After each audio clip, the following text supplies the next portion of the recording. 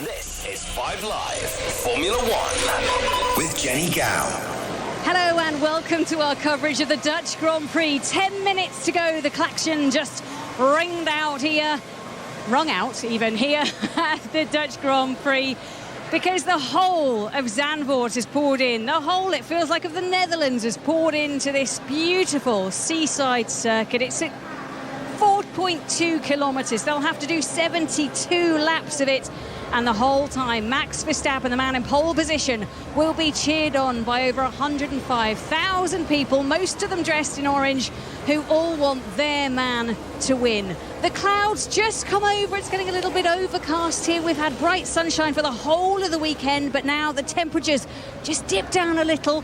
And I look out, the safety car in front of me, the 5 green, well, that's actually 10 red lights in the gantry hanging over this amazing racetrack, and then just 318 metres till this bank, steeped corner, which goes round to the right. Jack Nicholls is our lead commentator. It's a treat to have F1 back here, isn't it? Yeah, and to be honest, when they announced it, I thought they were a bit mad, really. This circuit opened in 1948, and when the news came through that Zandvoort would be hosting a Grand Prix again, I thought, well, what are they doing? I've come here and seen Formula 3 races. There's a famous Formula 3 race here for many years with much smaller cars. I did a lot of GT racing here, and it's kind of, those cars have outgrown this track, so I never thought Formula 1 would work here, but they've done an unbelievable job. All the temporary grandstands everywhere. There's a temporary building that they kind of put on top of the original pit building. They've got room for over 100,000 people, and even the infrastructure, there's like one road in and out of Zandvoort. It's like going to a sort of small coastal town in the UK where you just have one road in and one road out. You know what that gets like on a bank holiday. Well, Jack, this is what it's like, but it's unbelievable, and they've pulled it off. I'm just going to nip in because Ross Brawn is alongside me. Ross, what a great circuit to be back at. You must be delighted with the way this has been received, the crowds, everything to do with this weekend. Well, I raced here in the early days before we modified the circuit. And what they've done with the banking and everything has been sensational. And we just had this very, in a way, fortunate set of events. Max, the crowd, the Orange Army. We've got some great cars now which seem to be able to race each other. So everything's just come together. Listen to it. It's amazing. Really, I have to describe the scene, because everybody who is in this grandstand to the left of the track, dressed in orange, they all now are singing one of the traditional Dutch songs, and they've got blue flags, then the white flags, then the red flags. It is such a scene. It takes you back, doesn't it, to a different time in Formula One and sport, Ross? Well, the last time I saw this passion, to be honest, was with Michael in Germany, in Hockenheim. I've never seen that since then, and it's just beautiful to see. So we're so happy.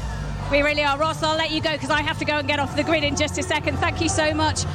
So the man in pole position, the man they're all singing for at the moment in this rapturous, amazing voice, is Max Verstappen. Beitske Visser, W Series driver, is in our commentary box as well. Beitske, this is totally leaving me almost speechless. It's an incredible thing to witness. Yeah, it's incredible. The whole of Netherlands is been looking forward to this race for weeks, and yeah, seeing all the grandstands filled with orange and now even holding up the flag is something very, very cool. Does it? I mean, it's bringing my goosebumps, and the hairs on my arms are standing up. You're from this country. It must mean even more to you. Yeah, I wish I was racing this weekend, but yeah, just being here and witnessing this is also something very special. It really is. Let me go through the grid very quickly for you. It's Verstappen from Leclerc, then it's Carlos Sainz and Lewis Hamilton. That's your top four. I'll walk back a little bit more. It's Perez next up, followed by Russell, Norris, Mick Schumacher qualifying 8th position. Did a really good job yesterday. Then it's Tsunoda and Stroll, the top 10. Gasly, Ocon, Alonso, Zhou, Albon, Bottas, Magnussen, Ricciardo, Vettel and Latifi in the Williams bringing up the rear. And Jack, it is a short dash down to turn 1. Just describe this track, because it's so beautiful. Yeah, it's wonderful. And the run towards the first corner is fairly short, but it's a very wide first corner, and you can make moves on the outside and the inside. In fact, in all but one of the support series, the driver in the pole position hasn't held the lead at the end of the first corner. So there is a bit of a chance for Charles Leclerc to get involved, because even if he's on the outside into the first corner, called Tarzan, then you are able to hang it on around the outside and move up places. Then you go into the really banked left-hander at turn 3 called Hugenholtz, named after the man who designed this race circuit, and that is a really unique corner in Formula 1 as well. Then you're into the fast sweepers that take you down towards Schijfvlak, the most daunting corner on the circuit at turn 7. Then there's a more technical sequence, a slow chicane at turns 11 and 12, where we might see some overtaking. And then you come out through another banked corner, Arie Luijendijk, named after the Dutch racer who won the 1990 and the 1997 Indy 500. And there's a big, long, extended drag reduction system zone this weekend as well. So we should possibly be getting some overtaking down the start-finish straight. But it's very short, second shortest lap of the season. Only Monaco is shorter. But, you know, small packages or whatever that saying is. Don't go there. Do not go there. But it is small and perfectly formed, I feel. 72 laps await our drivers. 4 minutes until the formation lap gets underway. They've tried to stop the flares. They've taken about 200 out of people's bags so far. They were really getting stuck into my bag earlier. I don't know if I look like I have. They did not? No, they did. The last few days, you know, they check your bag. This morning, she wanted every little compartment open. I don't know if I look like someone who's brought flares to a racetrack, but... Were you wearing flares? Yeah. Therefore, they thought you should have flares? Is that the telltale sign? I think not. So, hands being clapped together, then raised in the air in time with We Will Rock You. As we get closer to this tremendous Grand Prix, we're hoping for a real battle. The championship, OK, Verstappen may well have one hand on that trophy with a 93-point lead over Perez, a 98-point lead over Charles Leclerc. But each race can still be totally spectacular as they sing We Will Rock You. Can only mean one thing. Time to introduce our next panellist. It is Scott Mitchell-Malm from Race.com.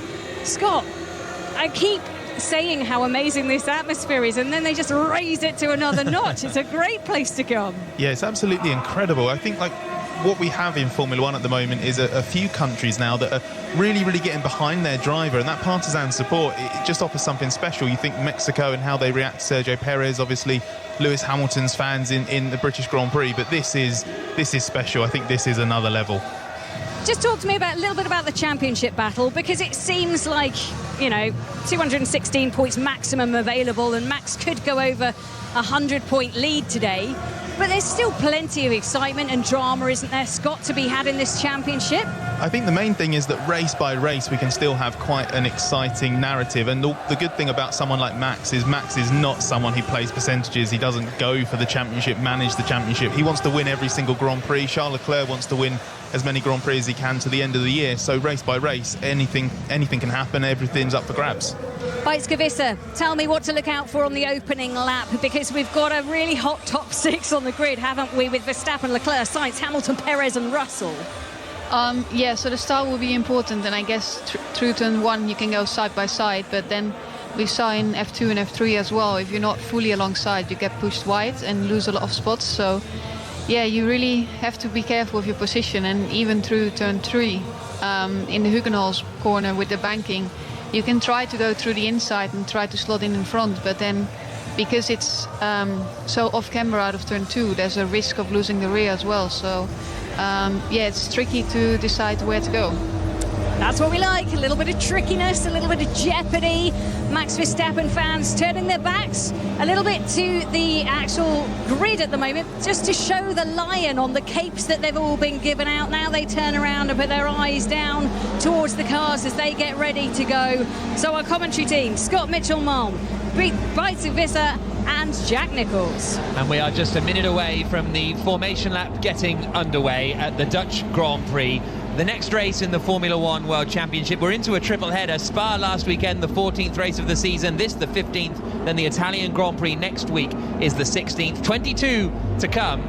The championship surely will be wrapped up by Verstappen at one of those. But we have still got battles for race victories, and how Verstappen would love to win this Grand Prix for pole position, but also how Ferrari would love to win it as well. To win in the heartland of Max Verstappen would be something, I think, for Charles Leclerc. The cars are getting ready to pull away. Verstappen on a brand new set of soft tyres. The top 3 are on softs. Hamilton in the 4th place will start on the medium tyre. Perez in 5th will be on the softs, and then Russell, Norris and Schumacher on the mediums as well. It's 2 o'clock. It's time for the Dutch Grand Prix.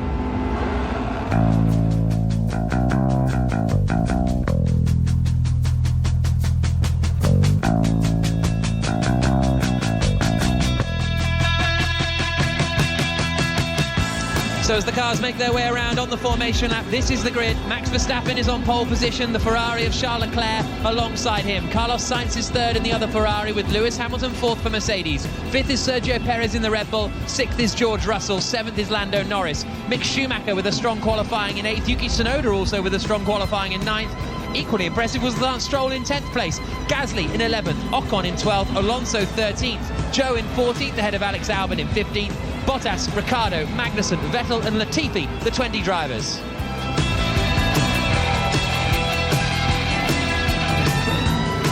The grandstands all the way around this circuit, they are all on their feet, they are all waving their arms in the air as Verstappen comes by on this formation lap. Maybe Beitske, this is his last opportunity to kind of soak it all in a little bit, the atmosphere. Yeah, he will definitely be looking around and seeing everyone in orange now, but now that he's getting towards the start of the grid, he will start to focus on getting his steering wheel settings all right and getting in the zone, and during the race he will be focusing more on the track. Scott, how aggressive does Leclerc need to be on this opening lap if he wants to win the race? Well, I think we know that track position is so important here. It's so difficult to overtake, but that start is a great opportunity, and you were talking before about the opportunity that turn one offers here.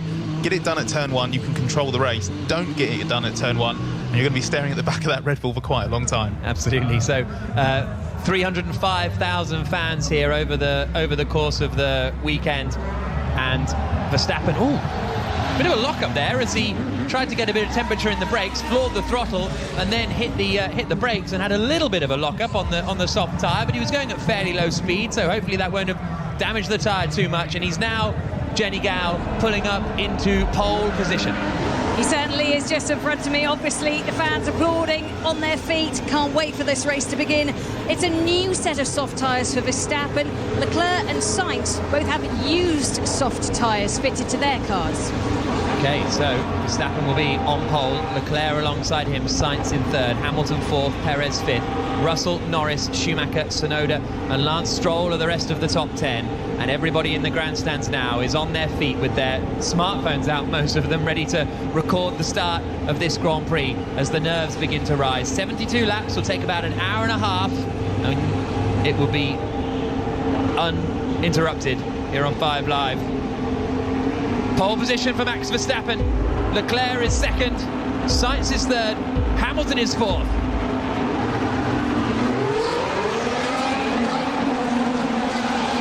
Max Verstappen has just taken the lead and held the lead coming down into the first corner. He got a very good getaway and manages to hold off Carlos Sainz and Charles Leclerc. Leclerc is in second, Sainz is in third. Hamilton tried to attack Sainz to get him into third place, wasn't able to pull it off. Lando Norris has managed to get ahead of George Russell as well, so that was a good start from him. Stroll has made a few places up as well. He's managed to get into the mix, but Max Verstappen holds the lead in the Red Bull. Leclerc second, Carlos Sainz in third, Hamilton in fourth. But Beitske Visser, the W Series racer who's alongside me, was a good start from Verstappen. Leclerc was quite close. Yeah, he got out of line really well, and Leclerc just didn't get quite next to him enough to be able to go side by side, but I think Hamilton was quite lucky there not to lose the rear in turn one, touching Sainz. Verstappen leads, Leclerc second, Sainz third. Full commentary on Sports Extra Connor. So Verstappen leading, Leclerc in second, Sainz third, Hamilton fourth, Perez fifth, Norris is sixth, and there's a look from Joe. Well, he looked to the inside of the Alpine, but then he's now under pressure from Kevin Magnussen. They go wheel to wheel through the chicane and they manage to all get through there safely. Joe in 14th position, sparks flying up from Verstappen's car as he comes down the start-finish straight. His lead is 0.7 of a second at the end of the first lap as the crowd cheer him into turn one. It's 1.8 seconds back to Sainz in third. On the attack here is Fernando Alonso trying to get around the outside of Pierre Gasly. Alonso in 13th place, Gasly in 12th, Tsunoda in 11th, so they're all queued up behind Tsunoda at the moment. Also on the attack is Alex Albon trying to get ahead of Magnussen, and there's contact. Magnussen's off through the gravel, taps the wall, spins back across the circuit, manages to hold it together, but drops to the back of the field. Might have damage on the left rear suspension because he hit the wall reasonably hard there, did Magnussen. We're just getting a replay of it. Albon tried to get up the inside into turn two, It's quite a big hit on the wall there, Beitske. Yeah, I think he definitely has some damage on the left rear there. That's definitely not straight anymore, but let's see if it's still drivable. Scott, Max is not escaping here from Leclerc. No, Leclerc is going with him. He obviously failed to do what he needed to do at the start in terms of getting ahead, but he's chasing him quite nicely. They've gapped Sainz a little bit, and actually Hamilton seems to be sticking with Sainz a relatively decent amount. Hamilton, the best thing about his start is he stayed ahead of Perez. He's on the medium tyres. That gave him less grip off the line, but it is a short run to the first corner. As Beitske mentioned, lucky not to lose the rear, but now they're sort of settling into the rhythm of this opening stint. Lap 3 of 72 in the Dutch Grand Prix. Max Verstappen is leading, 1.1 seconds ahead of Charles Leclerc, 2.2 seconds ahead of Carlos Sainz. Magnussen reporting on the radio that the car is okay after his contact with the barrier in the early stages. So Mercedes, Jenny, the only team of the front four anyway to have their cars on the medium tyres. Yeah, really interesting as everyone's gone on that soft tyre. We don't know what the degradation of that tyre is going to be like, the usage, how long the soft tyre is going to go, but the fact that Mercedes are doing something different to everybody else. They wouldn't have known that when they picked their tyres, but they are doing something different. It'll be interesting to see how far their drivers can go longer than those soft tyres. That's what we'll be looking for, to extend the stint past the soft tyre capabilities of around 25 laps max. Verstappen leads the Grand Prix, a second ahead of Charles Leclerc in second place. It almost seemed, Beitske, that Hamilton kind of accidentally tried to pass Carlos Sainz. It's always difficult to guess your braking point for turn one, because your arrival speed is very different compared to like on a fast lap, and also like it's quite sandy off the line. So I think Hamilton just had a different braking mark in his mind than Sainz did. There's a bit of side-by-side contact between them. Well, the front left of Hamilton into the right side pod of Carlos Sainz. Norris got a good start and managed to get ahead of George Russell, where he is currently still. And that gravelly sound you can hear is Magnussen going through it after, I think, a little tap from Alex Albon as they came into turn 2. Russell has managed to get Lando Norris down into turn 1 at Tarzan. Russell to the inside, and he has got through. Yellow flag out there. No, the track's now clear, so someone may be running wide briefly, but Verstappen leads the way, still 1 second ahead of Charles Leclerc. Then it is Sainz in third, Hamilton fourth, Perez in fifth, Russell in sixth, Norris, Stroll, Ocon and Schumacher, the top 10. Schumacher also started on the medium tyres. Alex Albon in 15th started on the medium tyres. Kevin Magnussen in 20th started on the medium tyres also, as Verstappen comes around the final corner at Arie Luyendyk, out across the line once more, and as they have done every single time, the Dutch fans on their feet waving him past. Lap 4 of 72. Leclerc's not getting dropped massively. He's not in DRS range, but he's still there or thereabouts. Yeah, I think he tried to stay within the DRS, but he's just slightly out right now, so I think he just tries to stay here for now, see how the tyres hold on for the next couple laps, and then maybe towards the end of the stint try to get into the DRS again. That was a much better lap from Leclerc. It was a personal best. He took a couple attempts out of Verstappen, who I think had opened the gap by about half a second on the previous lap, so that's important from Leclerc. If he's not going to be right within DRS range, he needs to stay within touching distance, then he can try and do some damage around the pit stops. At the gap he is now 1.3 seconds. He won't be killing the tyres too badly. Maybe he can control that, but that's just sort of stemmed a bit of the damage that Verstappen was looking to do in those opening few laps. He's actually done the fastest first sector of the race so far, Charles Leclerc, and brought the gap down to about a second. The sound you can hear is the Alpine of Fernando Alonso, who's running in 13th at the moment, behind Pierre Gasly, who is also behind his teammate Yuki Tsunoda. Tsunoda dropping out of the top 10 at the start. Jenny Gow is down in the pit lane. Yeah, just having a look at strategy. So if you started on a soft tyre, Pirelli reckon the ideal is soft to medium at medium, or soft, medium, soft towards the end of the race if you really want to attack. Now that soft tyre is going to get you to around lap 18 if you want to come in and do 2 medium stints. Maybe lap 22 it opens if you want to do a soft, medium, soft. And those on the medium, they're going to want to go really long as they possibly can. How long can they go in comparison to the soft starters? That's the question. They'll be aiming for at least 40 laps on those mediums. Yeah, well, I tell you what's interesting is Hamilton on the mediums in 4th place is right behind Carlos Sainz here, even though he's on the harder compound of tyre. Hamilton is the driver looking to make the most progress. Sainz is dropping back from the top two, and Hamilton's really close. Yeah, it seems like the medium tires is not really slower than the soft. Like also at the start, Magnussen took a lot of places before he went off. So normally on the soft tire you have an advantage in the first laps, but it doesn't seem to be like that. So Hamilton is just 0.6 of a second back from Carlos Sainz as he makes his way down towards the chicane now, gets onto the brakes, turns it into the right-hander, clunks the curb on the right-hand side, and then hugs the apex of the long left-hander of turn 12 all the way around. He is about 50 metres back from Carlos Sainz as they come into the final couple of corners. He will get the DRS this time through Hamilton as they come across the line. Looks a little too far back. He's closing and closing as they come down towards the first corner, but just a little bit of drift. And is this good pace from Hamilton, Scott, or Sainz struggling? I think it's a little bit of both. Clearly Sainz can't quite go with Leclerc at this stage of the Grand Prix, but this is exactly what Hamilton was hoping for. Stay ahead of that Red Bull at the start and then use the fact that the Mercedes is stronger in race trim than it is in qualifying. We've seen that at every Grand Prix this season, and the fact that they were more competitive here did give Hamilton the hope that this was possible. The fact that he is on the back of the Ferrari on the harder tyre is going to be really, really encouraging. Whether he can actually get past on track is another matter entirely, because it is so difficult to overtake here. He was a bit like an excited schoolboy yesterday after qualifying when I spoke to him, despite the yellow flag that came out when Perez spun, which meant he couldn't qualify further up than he did.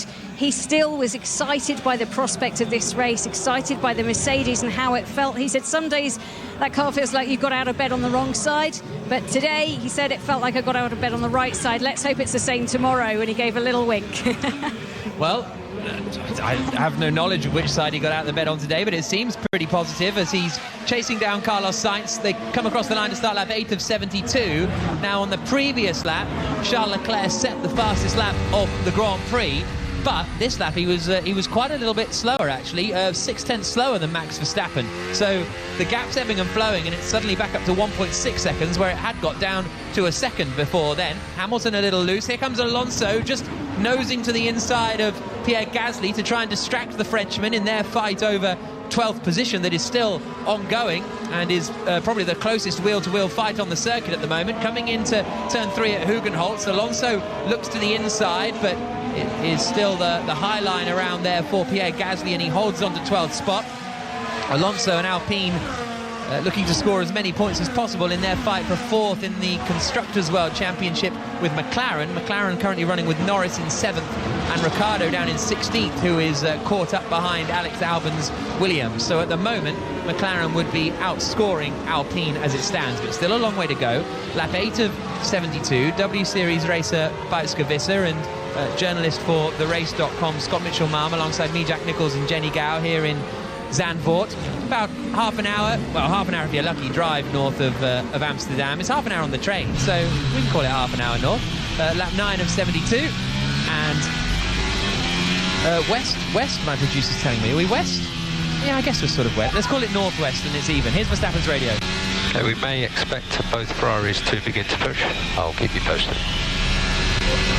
So we may expect both Ferraris to begin to push, is the message there. What do you mean to that, Scott? Well, we've seen before that at the start of some stints, sometimes one Ferrari sort of holds back and the other pushes a little bit more. I think the best example of that was probably the sprint race in Austria. But this time it just looks like Sainz doesn't have the pace. Last lap round, 0.7 slower than Leclerc. He's holding up Hamilton. Perez is coming into that battle now. In fact, Sainz was slower than both 2 or 3 of the cars behind him at the moment. I think at the moment it's only Leclerc that's going to be putting pressure on Verstappen, and if Hamilton can get ahead of Sainz, he might fancy his chances of getting into that lead fight. And for the moment, 1.8 seconds between Max Verstappen out front in the Red Bull and Charles Leclerc in second place, because it is then 4 seconds from Leclerc in second to Sainz in third, and Alonso's really close to the back of Gasly as they come down into the chicane. It's a pretty short braking zone into that chicane, so although it seems like an overtaking opportunity, you've got to be pretty brave to try it into turn 11. Yeah, I mean, the braking zone is very short there, so to really try and make a move there is difficult, because as it's downhill as well and quite bumpy, and you can't afford to miss the apex there. This is Alonso's chance. Gasly covers the inside, to the outside goes Alonso, and he gets ahead. onto the brakes into Tarzan, and Fernando Alonso finally dispatches Pierre Gasly, and he's now up into 12th position in the Alpine. Tsunoda is his next target in 11th. Joe is doing a good job actually staying with the rest of the pack. Here's George Russell's radio. Track is very green. I think it's going to rubber up a lot. So Russell's saying the track is very green. I think it's going to rubber up a lot. So not a lot of rubber down on the circuit as Russell is saying. So the track's going to evolve as the race goes on, and that could change the strategy as the race unfolds. We're on lap 10 of 72. Jenny Gow. Yeah, Sebastian Vettel, I think, in the Aston Martin's just popped into the pits, and that's a bit early for my liking. It's lap 10, so I'll keep an eye out and see what the problem is there, or if there is an issue. And just looking at McLaren versus Alpine lead in that battle, 20 points. But for McLaren today, they're really just got a sole man out there, because Norris did a great job in qualifying yesterday, managing to get P7. Ricciardo, starting towards the back end of the grid, has a lot to do if he wants to get points. So really interesting fight there, with both Alpines starting outside the top 10. Verstappen is still leading the Grand Prix, 1.7 seconds ahead of Charles Leclerc in the Ferrari. The other Ferrari of Carlos Sainz is in third, under more and more pressure from Lewis Hamilton here. They're coming through the fast sequence of corners at turns 4, 5 and 6, up towards Skyflak at the far part of the circuit. The quick right-hander at turn 7, one of the most daunting corners on the track, and then they come into the more technical section of the course. Fernando Alonso has already caught up to the back of Yuki Tsunoda as they came across the line that time.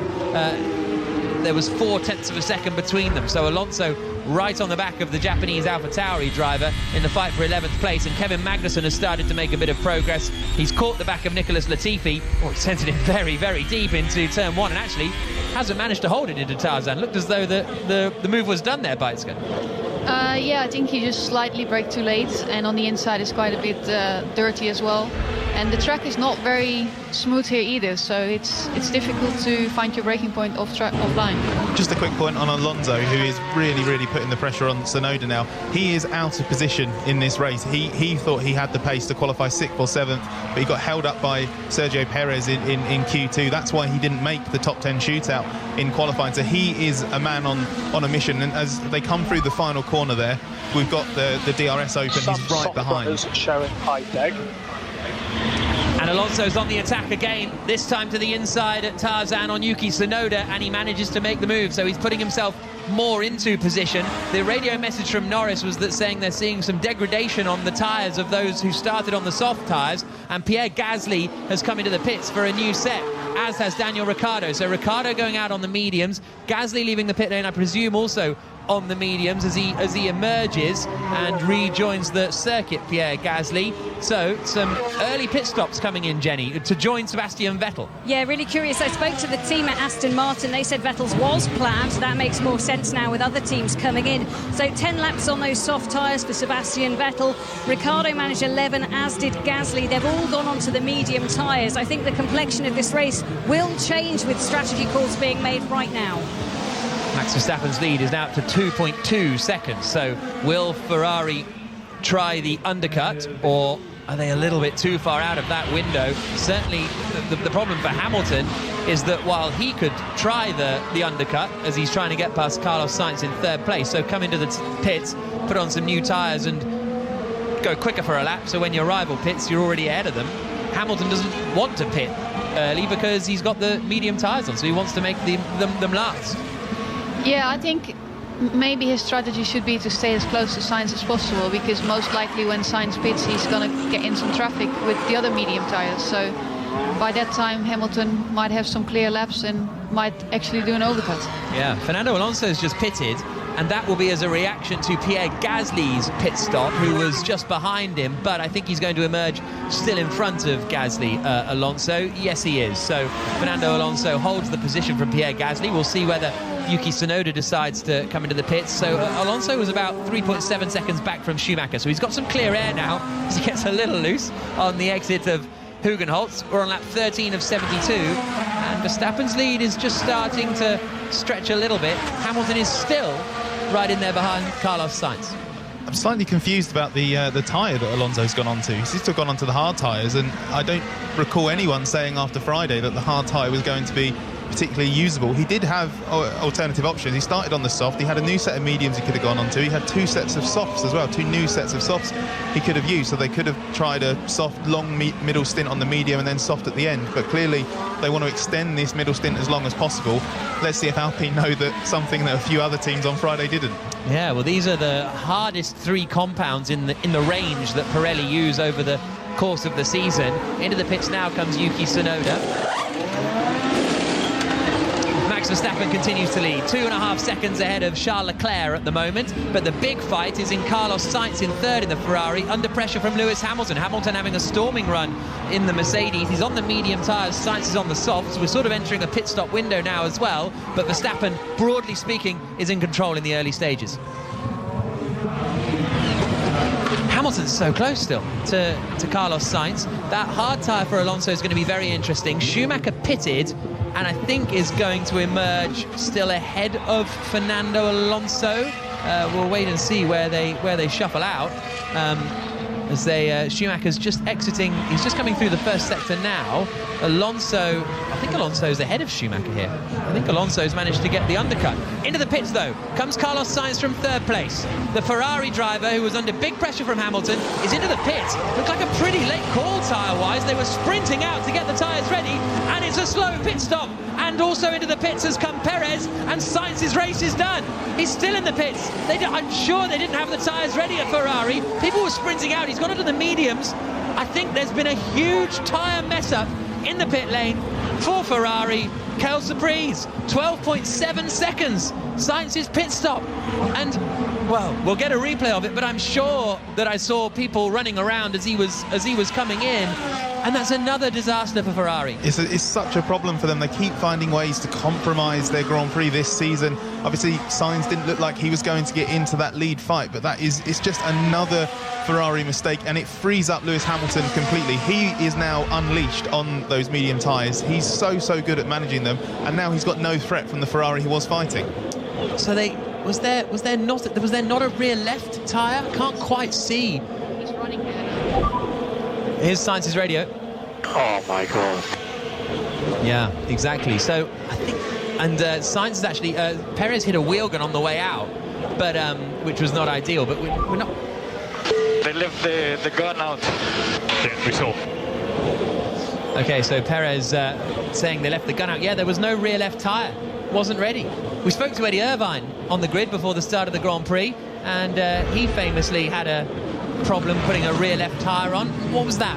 When was that? 1998 Nürburgring, 1999 Nürburgring, I want to say. Hashtag BBC F1 if you remember when Eddie Irvine didn't have a rear tyre during a Grand Prix for Ferrari. That's 16 of 72.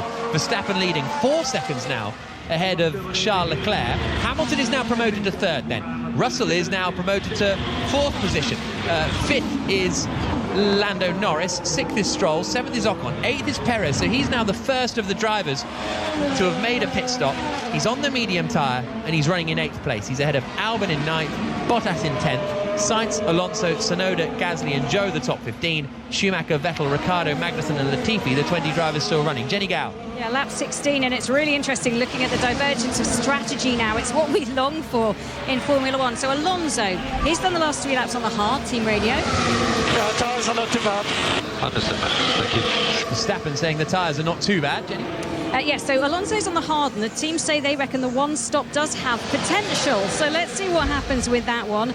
A lot of the teams have come in and gone onto the medium tyres. Only one driver that I can see, Joe, has come on and gone onto the soft tyres, locking himself into stopping at least again, because you have to use at least 2 of the different compounds. So he started on the soft, went onto the soft, probably gone to a medium or hard next up. But really interesting watching this. What also really interesting to watch is a beautiful battle between Mick Schumacher and Sebastian Vettel, both giving each other plenty of space into the chicane. They went side by side and Schumacher came out ahead of Vettel and is now in 16th position. That was lovely racing by Beitske. Yeah, that's something you don't expect around that corner, but yeah, they just have a lot of respect between each other and they knew where the other car was, so they just left enough space. Lap 17 of 72. Here's Charles Leclerc's radio. Tyres are not great. And they're falling away now. Ferrari are getting ready in the pit lane. Looks as though they have got all the tyres ready. Jenny Get your fingers out. Can you count 4? That's hard. I got 4 fingers and a thumb. I'm all good. So the hose man takes the pipe out of the way from the Mercedes Red Bull garage. They slot into the pit lane, do the pit stop, both up. How quick are they going to be able to turn this around before he goes out? I can't see if he's got the hards on, Jack. You can probably get a better visage of it from me. No, I think it was the medium tyres for Leclerc. 2.5 seconds the pit stop, and he emerges now onto the start-finish straight. Norris into the pits in 5th position as well. He is going onto the hards at McLaren. So McLaren pitting Lando Norris and putting him out on the hard tyre as he rejoins the circuit now, Jenny. Yeah, worth noting, Norris, I think, started on the medium tyres. So the first of the runners on the medium to decide, no, I've had enough of this. Let's go and see if we can go on the hard and make it last. So lap 18 of 72. Verstappen leads, and it's the kind of thing, Beitske, we've heard all season, haven't we, where Red Bull are quite happy, Verstappen's quite happy with his tyres, and Ferrari are struggling with them. Yeah, it seemed like also in practice already, where Red Bull was just a bit stronger on the long runs, and already on the used tyres there was a bigger difference between the two cars. So it was a bit to be expected that the longer the run would be, the better the Red Bull would be. Also into the pits comes Max Verstappen now, the race leader responding to Ferrari. Jenny? Yeah, he trundles in so slowly to his pit box. They put on a new set of the medium tyres. Away he goes. It looked like a clean stop to me. Just waiting for the time to come up on my screen. 3.4, relatively slow actually for the team at Red Bull. They normally go about a second quicker, but it looked very relaxed. It was a bit weird actually, the pace that he came into the pit box with. Well, he's managing to emerge still ahead of Charles Leclerc in the lead of the Grand Prix. Leclerc did the fastest middle sector, but Verstappen emerges still ahead, and so Hamilton and Russell are now the net race leaders. Hamilton ahead of Russell by 3 seconds, then it's 9.6 seconds back to Verstappen. Esteban Ocon's just pitted in the Alpine. Leclerc is 4th, and he is about 5 seconds back from Verstappen, which is what he was in the latter stages of that first stint before he pitted. Perez is 5th. Albon is still there in 6th, having yet to pit. Sainz is now 7th. Norris is 8th. Stroll is 9th. Alonso is 10th. Ocon, Tsunoda, Gasly, Zhou and Schumacher the top 15. Bottas, Vettel, Ricciardo, Magnussen and Latifi are the 20 drivers on lap 19 of 72. And Carlos Sainz then is all the way back in 7th place, and he's now got to try and get past Alex Albon. He's not involved in the fight at the front anymore. The team telling him they're still on plan A. So we'll wait and see what plan A is. And now the mechanics in the pit lane are actually just replacing the wheel gun that got run over by Sergio Perez in the pits, because there's a whole load of black rubber on it. So let's just see whether Sainz is able to get ahead of Albon on this lap. It should be fairly straightforward for the Ferrari man. The Williams is yet to stop running in 7th place, in 6th place I should say, and Sainz will have the slipstream, he will have the DRS as well, and they come down towards Tarzan, and he pulls out, gets alongside and gets ahead up into 6th position. And that, I think, is all the progress that Sainz will be able to make today after that very, very slow pit stop. So Hamilton leads, Russell 2nd. How long will Mercedes stay out now, Beitske? That's going to be the question. Yeah, they're going to try to at least make sure they still try to get in front of Sainz, because Sainz lost a lot of time in the pits. So they just see how much time they're losing now on the used tyres compared to Sainz on new, and then try to be in front. One thing that we can trust Hamilton to be able to do in particular is just eke out as much of these tyres as possible. He was bottled up behind Sainz in the early part of that stint, but he is really, really good at protecting the tyres even when he's tucked up behind someone else. It's been a bit of an underrated skill of Hamilton's over the years. Russell's pace is dropping off a little bit more at this stage. If I had to guess, I'd say that Russell is probably going to pit first, whereas Hamilton's got a bit more of a buffer, so he's probably a bit more well protected. Sebastian Vettel has been in a fight with Valtteri Bottas into the first corner at Tarzan. Contact between them as Bottas tried to go around the outside. I think they've both managed to escape that, relatively speaking. Front wing end plate could have gone there for Vettel, but it looked as though it all fairly stayed intact. Bottas could have spun, but he managed to hold it too. So Hamilton leads the Grand Prix. Mercedes 1-2 at the moment, Jenny. Yeah, and just looking at the three drivers who have gone onto the hards, Alonso's now done 7 laps on them, Ocon has done 1, and Norris at McLaren has done 2. So McLaren trying to replicate what Alpine are doing and vice versa, so they give themselves the best chance of staying with the other team, I suppose. But it'll be fascinating to see if they can get to the end of this race. Some people I'm speaking to say no, they'll come back in again, it's got to be a 2-stop. Others saying, yeah, they might just be able to do it. So only one way of finding out. Yeah, watch the race. Hamilton leading, Russell second, Verstappen in third, Leclerc fourth, Perez fifth, Sainz is sixth. Albon, Norris, Stroll and Alonso the rest of the top 10. Albon hasn't pitted. In fact, he's the only driver other than the 2 Mercedes who are yet to come into the pits. What can Mercedes realistically aim for here? Is it now a bit of an open goal for third and fourth? Well, they need to be a little bit careful because Sergio Perez is chipping away at that gap to Hamilton. The loss in the pits here is around about 18 seconds. Obviously, could be a bit worse if you have a pit stop anywhere near like Sainz had at Ferrari. But at the moment, Hamilton does have a bit of a buffer, but Perez took quite a lot out of him on that last lap. He's under 20 seconds behind now, and what you don't want to do is rejoin and then not be able to pass the Red Bull and then lose any advantage you've got from the tyre offset. So Mercedes probably have to be quite careful here, and they might bring in Hamilton just to make sure he has track position over Perez. Hamilton is pushing on this lap. He's just doing his personal best lap of the Grand Prix so far. Alex Albon has just pitted in the Williams and is going to emerge ahead of Bottas and Vettel, who are continuing to scrap. No, sorry, that's Vettel and Ricciardo who are scrapping, the former teammates at Red Bull in 2014. Lap 22 of 72 in the Dutch Grand Prix. Verstappen is running in third, and he's 3.4 seconds back from Russell. The Mercedes stay out, and fairly soon Verstappen will be catching the back of Russell in about maybe 4 or 5 laps time potentially. That's if Russell doesn't pit. But Hamilton and Russell both stay out on this lap, so they're running a very different strategy to everybody else, Beitske. Yeah, but I think their pace is still very strong. I mean, obviously Verstappen is a bit quicker on the newer tires, but they're still consistently running in the 116s. So I think as long as they can keep doing the 116s, they should be okay.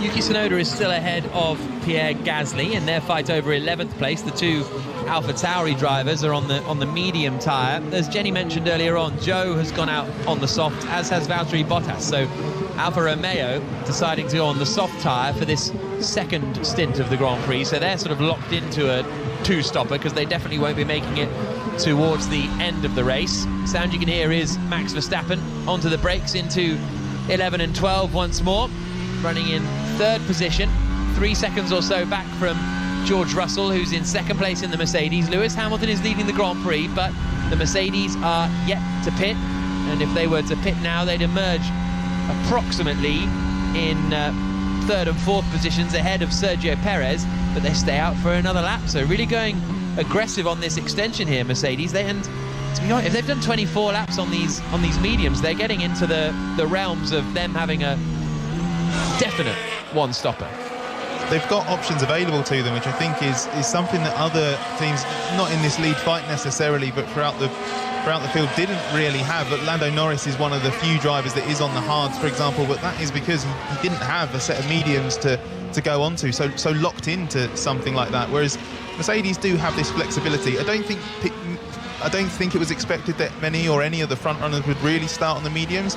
At the moment, Mercedes seem to be making it work quite well, but then it depends where they go from here. How aggressive do they want to be at the end of the race? It could be that they want to extend this as much as possible, maybe do 2 sets of one set on the softs, mediums again. I think it just depends how you want to play it. Do you go softs at the end for an aggressive final stint, or do you want to go softs in the middle to really try and make up some ground in the short term?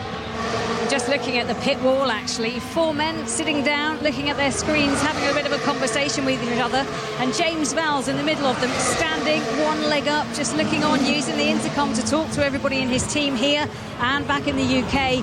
And at the moment, there's no sign of movement from the Mercedes team, just 2 of the mechanics standing outside, kicking around. But when will they choose to pounce? James Vowles now raises himself up onto the bar a little bit higher. What's he saying? That's the question. Hamilton's tyres, we're getting a very nice slow motion look at them. They look in pretty good condition there, don't they? Absolutely fine, Beitske, by the looks of things. Yeah, I think he's been saving them quite a bit maybe in the beginning, and also going to the hard tyre would be an option from them, because Alpine and Norris looking quite quick on those tyres. So I think the tyres are working a bit better than everyone was expecting before the race. At 25 of 72. Hamilton leading, Russell is second, but neither of them have made a pit stop yet. Verstappen is third. He started on the soft tyres. He's now running on the mediums, and he's still about 5 seconds ahead of Charles Leclerc in the Ferrari. Here's Verstappen's radio. Okay, start to eke up on Russell. Lewis Hamilton is leading. George Russell is in second place, but they are yet to make a pit stop, the Mercedes team. They're going on a very different strategy to those around. Verstappen has pitted. He's running in third, but that's the net lead of the Grand Prix with Leclerc in fourth. There was disaster for Ferrari at the pit stop for Carlos Sainz. They forgot to bring a tyre out, so they had to wait 10 seconds while the mechanic ran inside and grabbed it. So they've lost a lot of places, but Hamilton and Russell lead. Hamilton may try a one stop. So Verstappen was told there, just before we spoke to Connor, that to close in on George Russell a little bit, to try and close the gap a little. And he's in a bit of a difficult situation here, Verstappen, because the closer he runs behind Russell, that'll hurt his tyres more, but also he doesn't want to get stuck behind Russell and have Leclerc catch him. So it's tricky to know what to do here. Yeah, he has two options. The first one is the one he probably wants, to close the gap as quick as possible and make the move in one go. But if he can't get the move done in one lap, then he has to be worried about heating his car and tyres getting too hot. Jenny. If there's a question mark with Alpine and whether they can get 60 laps doing a one-stopper out of that hard, then surely we have to look at Mercedes and say it's a no-brainer for them to go onto that hard tyre, even though it's a slower tyre than the medium and soft, and go to the end. They might be the only team at the moment who could make that strategy work, gaining themselves at least 19, 20 seconds. What's really impressive actually is that the pace of the hard tyre runners at the moment, so that's Norris, Alonso and Ocon, so the McLaren and both Alpines, is really good. It surprises me, because I thought there might be an issue maybe switching it on or something, but the pace is strong. Okay, they're not as quick as the top six, but they're quicker than everybody around them in the midfield. That tyre is just going to run and run and run. So it could be that they're playing a blinder, and Mercedes could be looking at this. So this is looking good. Lewis 16.7, Verstappen 16.0. So Russell being told, Jenny, this is looking good. Yeah, and I was just going to say, agreeing with Scott, that Mercedes will be all over the statistics coming from Alpine and Alonso and Ocon, and also from Norris. They'll be watching very carefully to see exactly how this tyre handles and using all that information to propel their decisions. Joe's right behind Gasly as they came past the commentary box that time around, fighting for 12th position, and Joe's on a bit of a charge here to get up maybe into the top 11. He's right up behind Gasly as they came down the start-finish straight. Couldn't quite get the move made. The Alpha Tauri is pretty strong in a straight line, but also close here is Max Verstappen. He's closing in on the back of George Russell. How hard is Russell going to defend for second place? He covers the inside. Verstappen goes to the outside, sweeps around the outside, gets up into second place, and now has his sights set on Lewis Hamilton. So Verstappen up into second position, Russell down into third. Hamilton is leading the Grand Prix, 3 seconds ahead. Leclerc is still 6 seconds back from George Russell, so the Ferrari's not coming with the Red Bull on lap 28 of 72. But good, neat move there from Max Verstappen. Hamilton leading, Russell in third place. And we've seen this so often this season, Beitske, where Mercedes' strength is they just manage to get the best result. The car might not be great this year, but they're always getting the maximum, I feel. Yeah, they seem to be very strong on strategy and tyre management, and yeah, it doesn't really matter where they start the race, they will always end up in the top 5 somehow.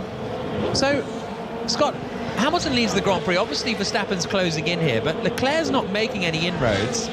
And are we thinking that Mercedes and Ferrari all have one more pit stop to make? So are Ferrari going to need to pass the Mercedes on track if they want to finish second here? Well, Mercedes have given themselves that option basically to make it as difficult as possible for the opposition. Hamilton's the previous lap wasn't particularly great. That one is a little bit better. He'll drop behind Sergio Perez when he makes his pit stop, but they've got the option now of switching to the hard and running to the end, and if there's a safety car or anything else, they can change to the soft tyre for an aggressive final stint, or they can do a long middle stint on the hard and go aggressive with softs at the end. But basically, surely at this point they're locked into a one-stopper. I think you are if the race then proceeds uninterrupted. But the point is that if they've got a bit of flexibility here, I think they've complicated Ferraris. Ferrari has made life difficult for themselves with one car. Mercedes is making life very difficult for them for the other. They've got a difficult life in general at the moment, Ferrari, haven't they? Lap 29 of 72. Jenny Gao. Yeah, I was just on safety car watch, actually. You're right. If Mercedes refrain from pitting for as long as possible and then they get a safety car, they would get a very cheap pit stop for their drivers potentially. And they reckon it's about 13 seconds under safety car, but no, they are going for it. So the Mercedes mechanics come out, they take the covers off their wheel guns, they're ready to welcome one of their drivers in and switch them onto hards. From my angle, can't quite see who it's going to be, but as soon as that Mercedes comes in, Jack Nicholls, there he goes, it is Lewis Hamilton, pulls to a halt, tyres come off, dust comes up in the air, the hards are on, he wheel spins away. That was a really good pit stop for Mercedes. Neat and tidy stuff. So Hamilton will rejoin the circuit then on a hard tyre that he will aim to go to the end of the Grand Prix on. He's going to come out behind Sergio Perez. So Perez is up into 4th place in the Red Bull. Hamilton is 5th. Sainz is a long way back, about 15 seconds behind in 6th position. So Hamilton is now in 5th place, but he doesn't have to stop again. Verstappen, Leclerc, Perez, we think all do need to make another pit stop. Bit loose from Hamilton as he comes through Hugenholtz, but we've seen all the other hard tyres running quite well. It's important now to see what Hamilton's pace is going to be. Yeah, I think this timing with the pit stop was actually perfect just before Max catches up with him, because as soon as the car overtakes you, you lose 2 seconds straight away. So they avoided that 2-second loss, and now they did nearly half of the race on the medium, so they surely should be able to do the rest on hards. Max Verstappen now is back in the lead of the Dutch Grand Prix. Russell is in 2nd place, 3.7 seconds back, but is still yet to make a pit stop. It'll probably, I'd have thought, come at the end of this lap. Leclerc is in 3rd. That will become a net 2nd place. It is a net 2nd place. It'll become an actual 2nd place when Russell makes his pit stop. And then it's Perez, Hamilton and Sainz. Joe is still chasing down Pierre Gasly for 12th position. The gap between them is just 0.7 of a second as Joe has a pretty strong afternoon, to be honest. How far up the road are they from Mick Schumacher? About 2.7 seconds. Schumacher must have had a slow stop, right? Because he was in the top 10 early on, or have I made that up? No, he started inside the top 10. He dropped a couple of places on the opening lap because he started on the medium tyre, but I think something did go wrong around the pit stop phase because he dropped right down the order. Obviously, we saw him having to put a move on Sebastian Vettel, who we know started near the back. Here's Verstappen's radio. Just keeping out the hard tyre, but I don't think it will be good. Already feeling this tyre. Yep, understood. Here comes Joe right behind Gasly for 12th place. Oh, Joe went to the inside and a very, very late block from Pierre Gasly. Joe also didn't quite have the confidence to send it into the first corner. He's just a tiny bit too far back. George Russell, I think, is going to be into the pits at the end of this lap. So round the final corner comes Max Verstappen out across the line. Russell now peels to the right and pits, Jenny. He certainly does. The team ready and waiting with a brand new set of hard tyres. 22 men gather around the car. They lift them up. Rear jackman bends down. The hard tyres on. It was slightly slow on the rear right gunman. A little disappointed with himself and frustrated, but not too shabby. Not compared to Ferraris. Hamilton has nearly just done the fastest lap of the race. He hasn't. He's done a 1 minute 15.801. But that is less than 1/10 of a second slower than what Max Verstappen has managed earlier on in this Grand Prix. That was on lap 27, so that was when about 5 laps ago when he was chasing George Russell. And that's decent pace for Hamilton. OK, they're the freshest tyres on the circuit, but that's a solid first lap. Yeah, it absolutely is. It shows that there is pace in that tyre, and more importantly that the Mercedes can switch it on, because we've seen this in qualifying or at the start of stints. Sometimes it can be quite difficult for them to get the car in the right working window, but it's clearly in that window right now. He's a second faster than Perez on that last lap, so by the time he catches up to the back of that Red Bull, it should be quite easy to take that track position back. So Perez is in 3rd place, 3.5 seconds ahead of Hamilton. So this is going to be really, really interesting to watch this fight unfold. And how quickly can Hamilton close in on Sergio Perez? Here's Russell's radio. We're going to the end. Lewis 7 seconds ahead. So Russell being told we're going to the end, and Lewis is 7 seconds ahead. Jenny? Yeah, just thinking about Mercedes on Friday, they were really pleased with the day they'd had. Sometimes their Fridays can be a bit of a horror show of late, but they said they were happy with the progress. They'd come here and they'd found the sweet spot with that car very quickly. It's a circuit that suits them. Everyone said if they're going to have a chance of winning in this second part of the season, this is one of their best shots. It's just, what is the win? Is it there? Is it tangible? What do you think? The win? Oh.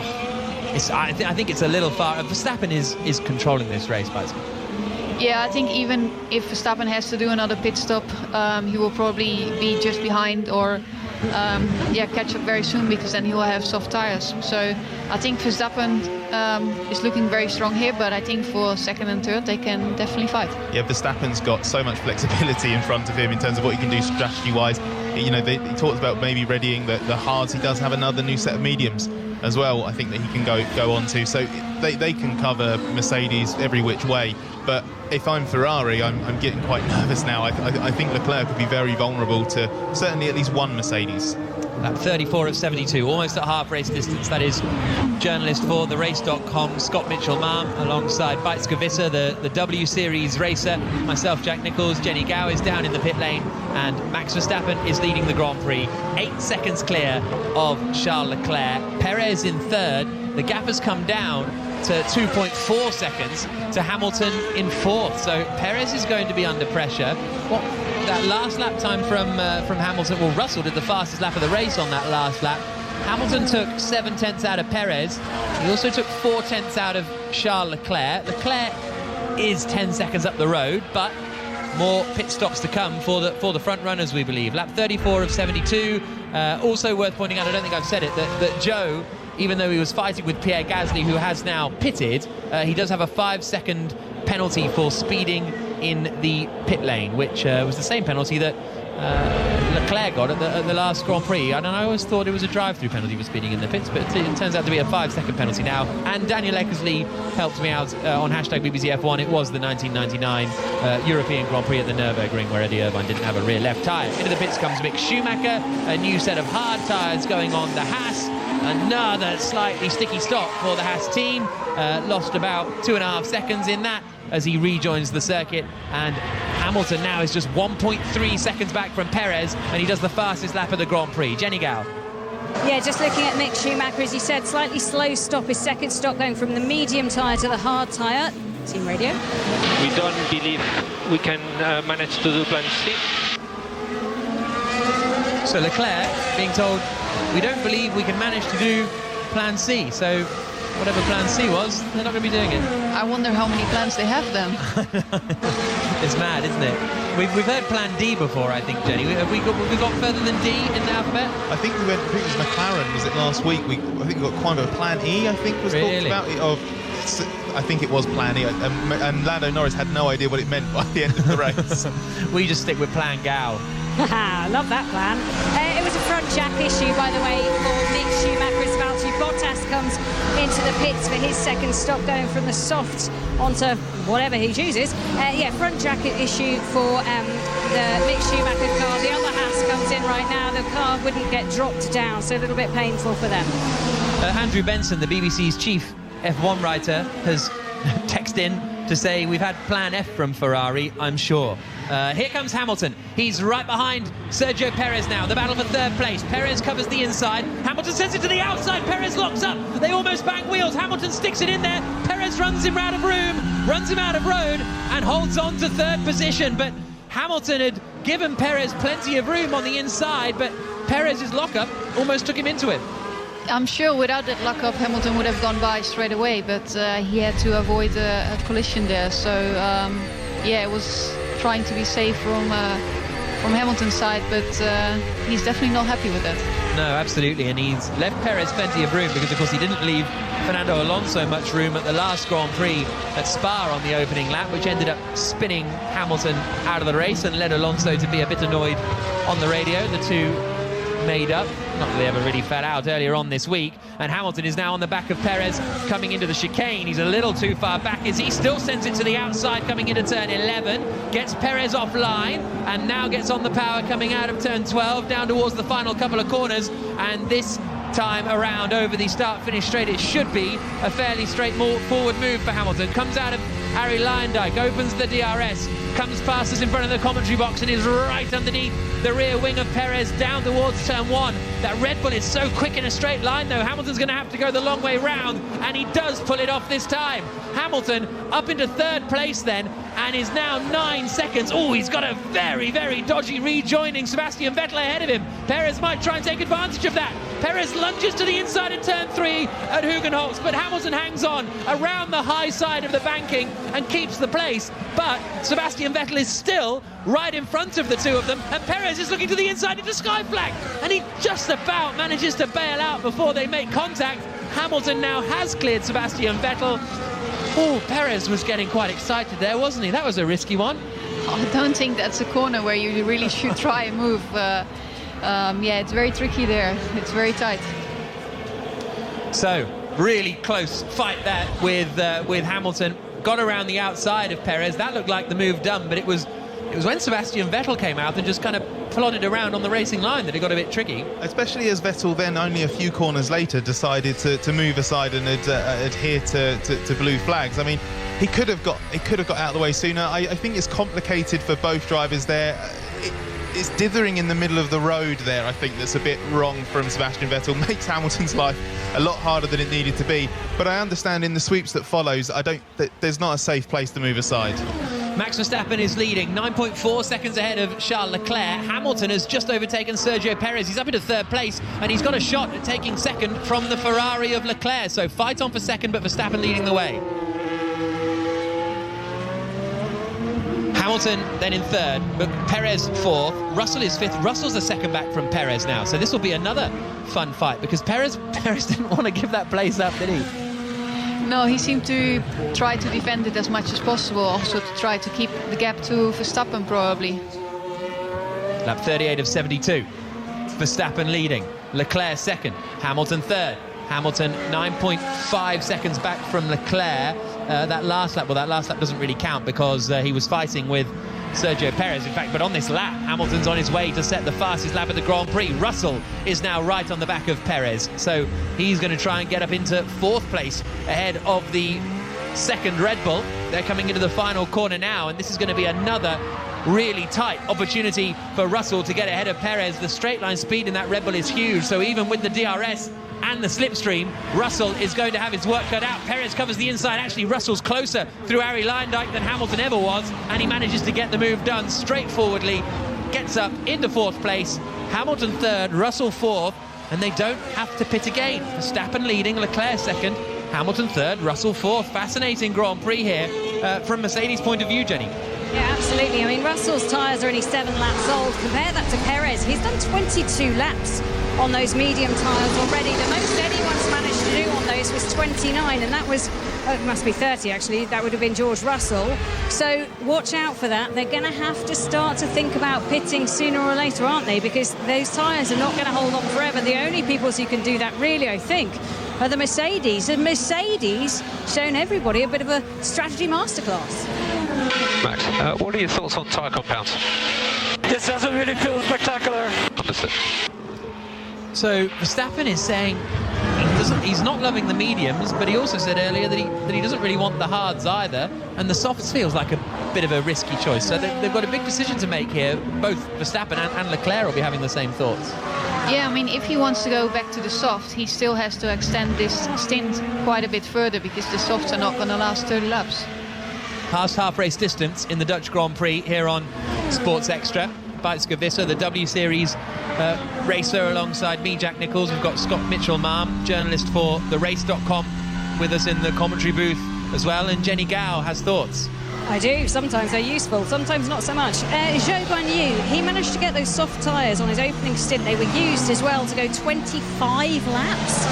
So I'm just wondering, the cars are a bit lighter now. If you can get yourself to about 25-30 laps to the end of the race, then you switch onto those softs. It might work for some people.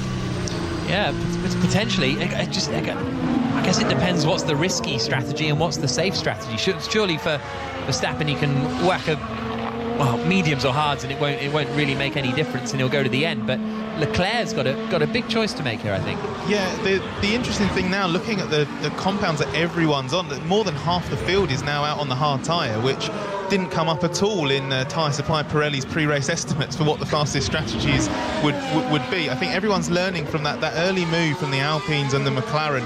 I think really set the tone for what we're seeing here. I don't envy Ferrari being in this position, because it should have been a fairly straightforward run to second, try and fight for the victory, and now I don't know, could they lose a place to both Mercedes? Are they maybe even going to struggle to stay on the podium? Perez is into the pits. It's Perez in the pits for Red Bull. Good pit stop for them. They put him on the hard tyre, brand new set. 2.3 seconds, that pit stop for Sergio Perez. So Sainz gets up into 5th place, but he hasn't made a second stop. Is Perez being a little bit of a guinea pig here, just to see what the tyre's like and report back to Verstappen? Yeah, I think they will look now at how quickly he can switch the tyres on to know for Max if it would work. But looking at all the other cars, I think the hard tyre is quite a good option. What are you doing if you're Leclerc in 2nd place? What tyre are you wanting? Or are you wanting a new team instead? I think I would go for hards, looking at everyone else. Maybe just 4 tyres. Maybe that's kind of the minimum at the moment, isn't it? Lap 42 of 72, so 31 to go in the Dutch Grand Prix. Max Verstappen is leading, 10.7 seconds ahead of Charles Leclerc. Hamilton has brought the gap down. He was over a second quicker than Leclerc on that last lap. They're going to have to do something at some point here, Ferrari, because Hamilton is closing in so quickly. He might be able to catch up to the back of Ferrari even before they pit. And then Leclerc would have to. I don't know. I'm struggling to see a scenario where Hamilton doesn't get second here. Well, at the moment, Leclerc is falling behind both Mercedes drivers when he makes his second pit stop, and the pace of Hamilton and Russell in particular. Russell personal best of the race last time around, 4 tenths faster than Hamilton. So I can't see how Leclerc's easily going to be either Mercedes at the moment. He is going to lose track position. He's going to need a very feisty and very fast final stint. This is a fascinating Grand Prix here in the Netherlands. Last year's race was perhaps not the most thrilling. Verstappen dominating it from the front. Verstappen is kind of dominating this one from the front, but the fight for second place is very, very much on, and Mercedes looking for another couple of podium finishes, and actually would probably close in on Ferrari in the Constructors' Championship. And hard is faster than expected on the Mercedes. Charles Leclerc being told that the hard is faster than expected on the Mercedes, who have had 2 double podium finishes this season, 2nd and 3rd in both France and Hungary, and they could be on for another here this afternoon. So Leclerc's lead over Hamilton is now down to 5.5 seconds. That last lap it came down again by 1.1 seconds, wasn't it? It was almost identical lap times for both of them. Perez is catching the back of Lando Norris. So Perez on his new hard tyres is on the back of Norris, who's running currently in 6th. Norris did a personal best lap on the last race, but goodness me, Perez has got some closing speed down into Tarzan. Half-heartedly noses towards the inside and doesn't get the move done, but he'll be past Norris before too long. But Norris is having a fairly fine race, running in 6th position.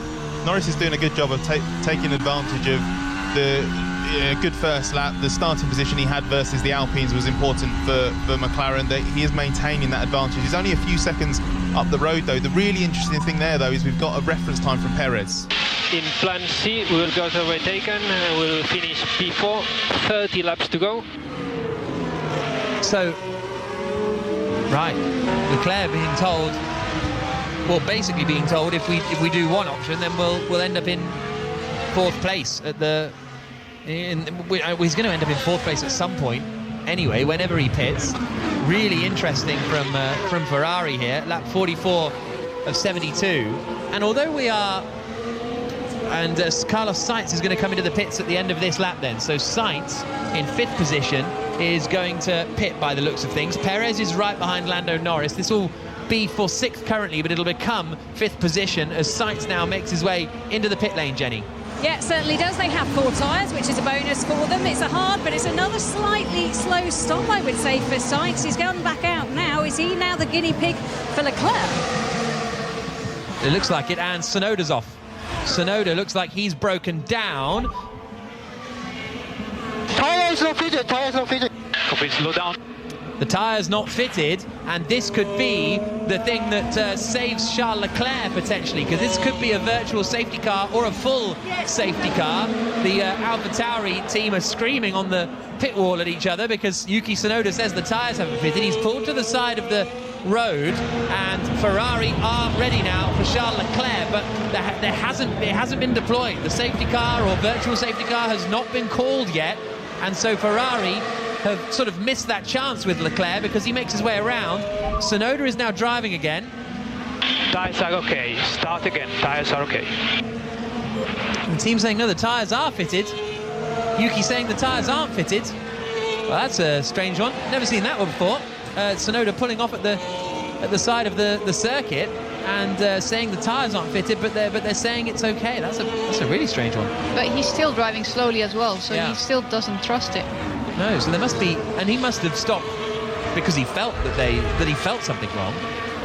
We're just getting a replay of him coming into the pit lane in the AlphaTauri, makes his way down the pits, pulls into the pit box. On go the hard tyres.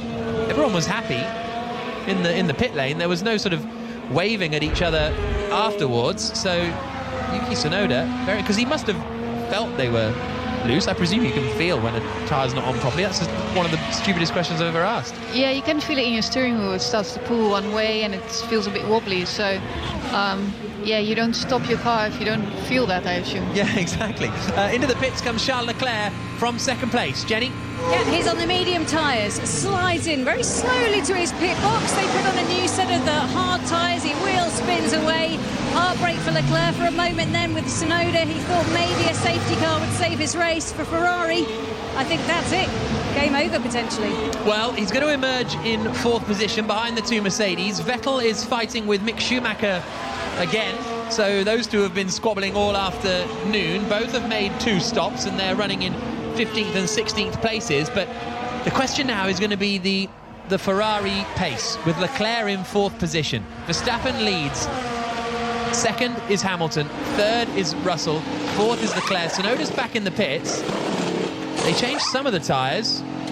They put a set of soft tyres on. They're sorting out something on his steering wheel as well. So maybe it was a steering wheel issue. Well, actually, they're not. They're kind of pulling his belts. Where are they reaching there? It looks like his belts, yeah. Maybe his belts were not tight, but, I mean, tightening the belt doesn't take that much time. No, and tightening the belt also wouldn't... A loose belt wouldn't make you think a wheel had come off also. So, very curious stuff. So Tsunoda pulls out. So they were messing around in the cockpit for a while. Lap 47 of 72. Max Verstappen leads, but Lewis Hamilton and George Russell have made their one and only pit stop, and they're now running in 2nd and 3rd places. Charles Leclerc is 4th in the Ferrari. He started in 2nd, was quite close to Verstappen in the early stages, but is now 4th. Has no more pit stops to make, but he's got to close the gap to the Mercedes drivers in front if he wants to finish even on the podium. So some more backwards movements from Ferrari over the course of this Grand Prix. 47 to 72, full commentary on Sports Extra. And Tsunoda is back out of the pits and still going very slowly. So something's gone here. Maybe could it be a power steering failure or something? And he is pulling off the circuit now at is that a marshal's post just behind? I think it is. But we could get the virtual safety car that they all wanted initially. Really strange. I've never seen such a weird thing for Tsunoda here. Yeah, he never even accelerated properly out of the pit lane. So, but yeah, if it's a virtual safety car now, it would be the worst timing for Leclerc. Absolutely. George Russell setting the fastest lap of the race because Mercedes are getting ready to potentially pounce. Well, this is actually now pretty perfect for Mercedes because I think if there's a safety car now, I guess that they just react in line with everybody else. And there is a virtual safety car, so let's see who is able to react. Leclerc's actually coming to the end of the lap now, but it's a bit too late. It's too late for him. Yeah, virtual safety car deployed. The only positive for Leclerc would be if it went to a full safety car. the field got back up, and he would have slightly newer hard tyres than the Mercedes team. So Yuki Tsunoda's car getting cleared under the virtual safety car, which fundamentally imposes a form of speed limit on the circuit. So Verstappen leading, Hamilton second, Russell third, Leclerc fourth, fifth is Perez, sixth is Norris, seventh is Alonso, eighth is Ocon. There's Alonso, but no, Alonso hasn't got to stop again either, so that's interesting. Norris is pitting from sixth place, so we'll keep an eye on that one.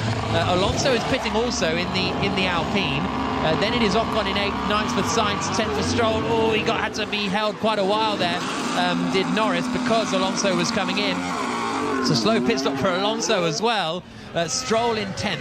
Carlos Sainz has now dropped down to 9th position. Jenny?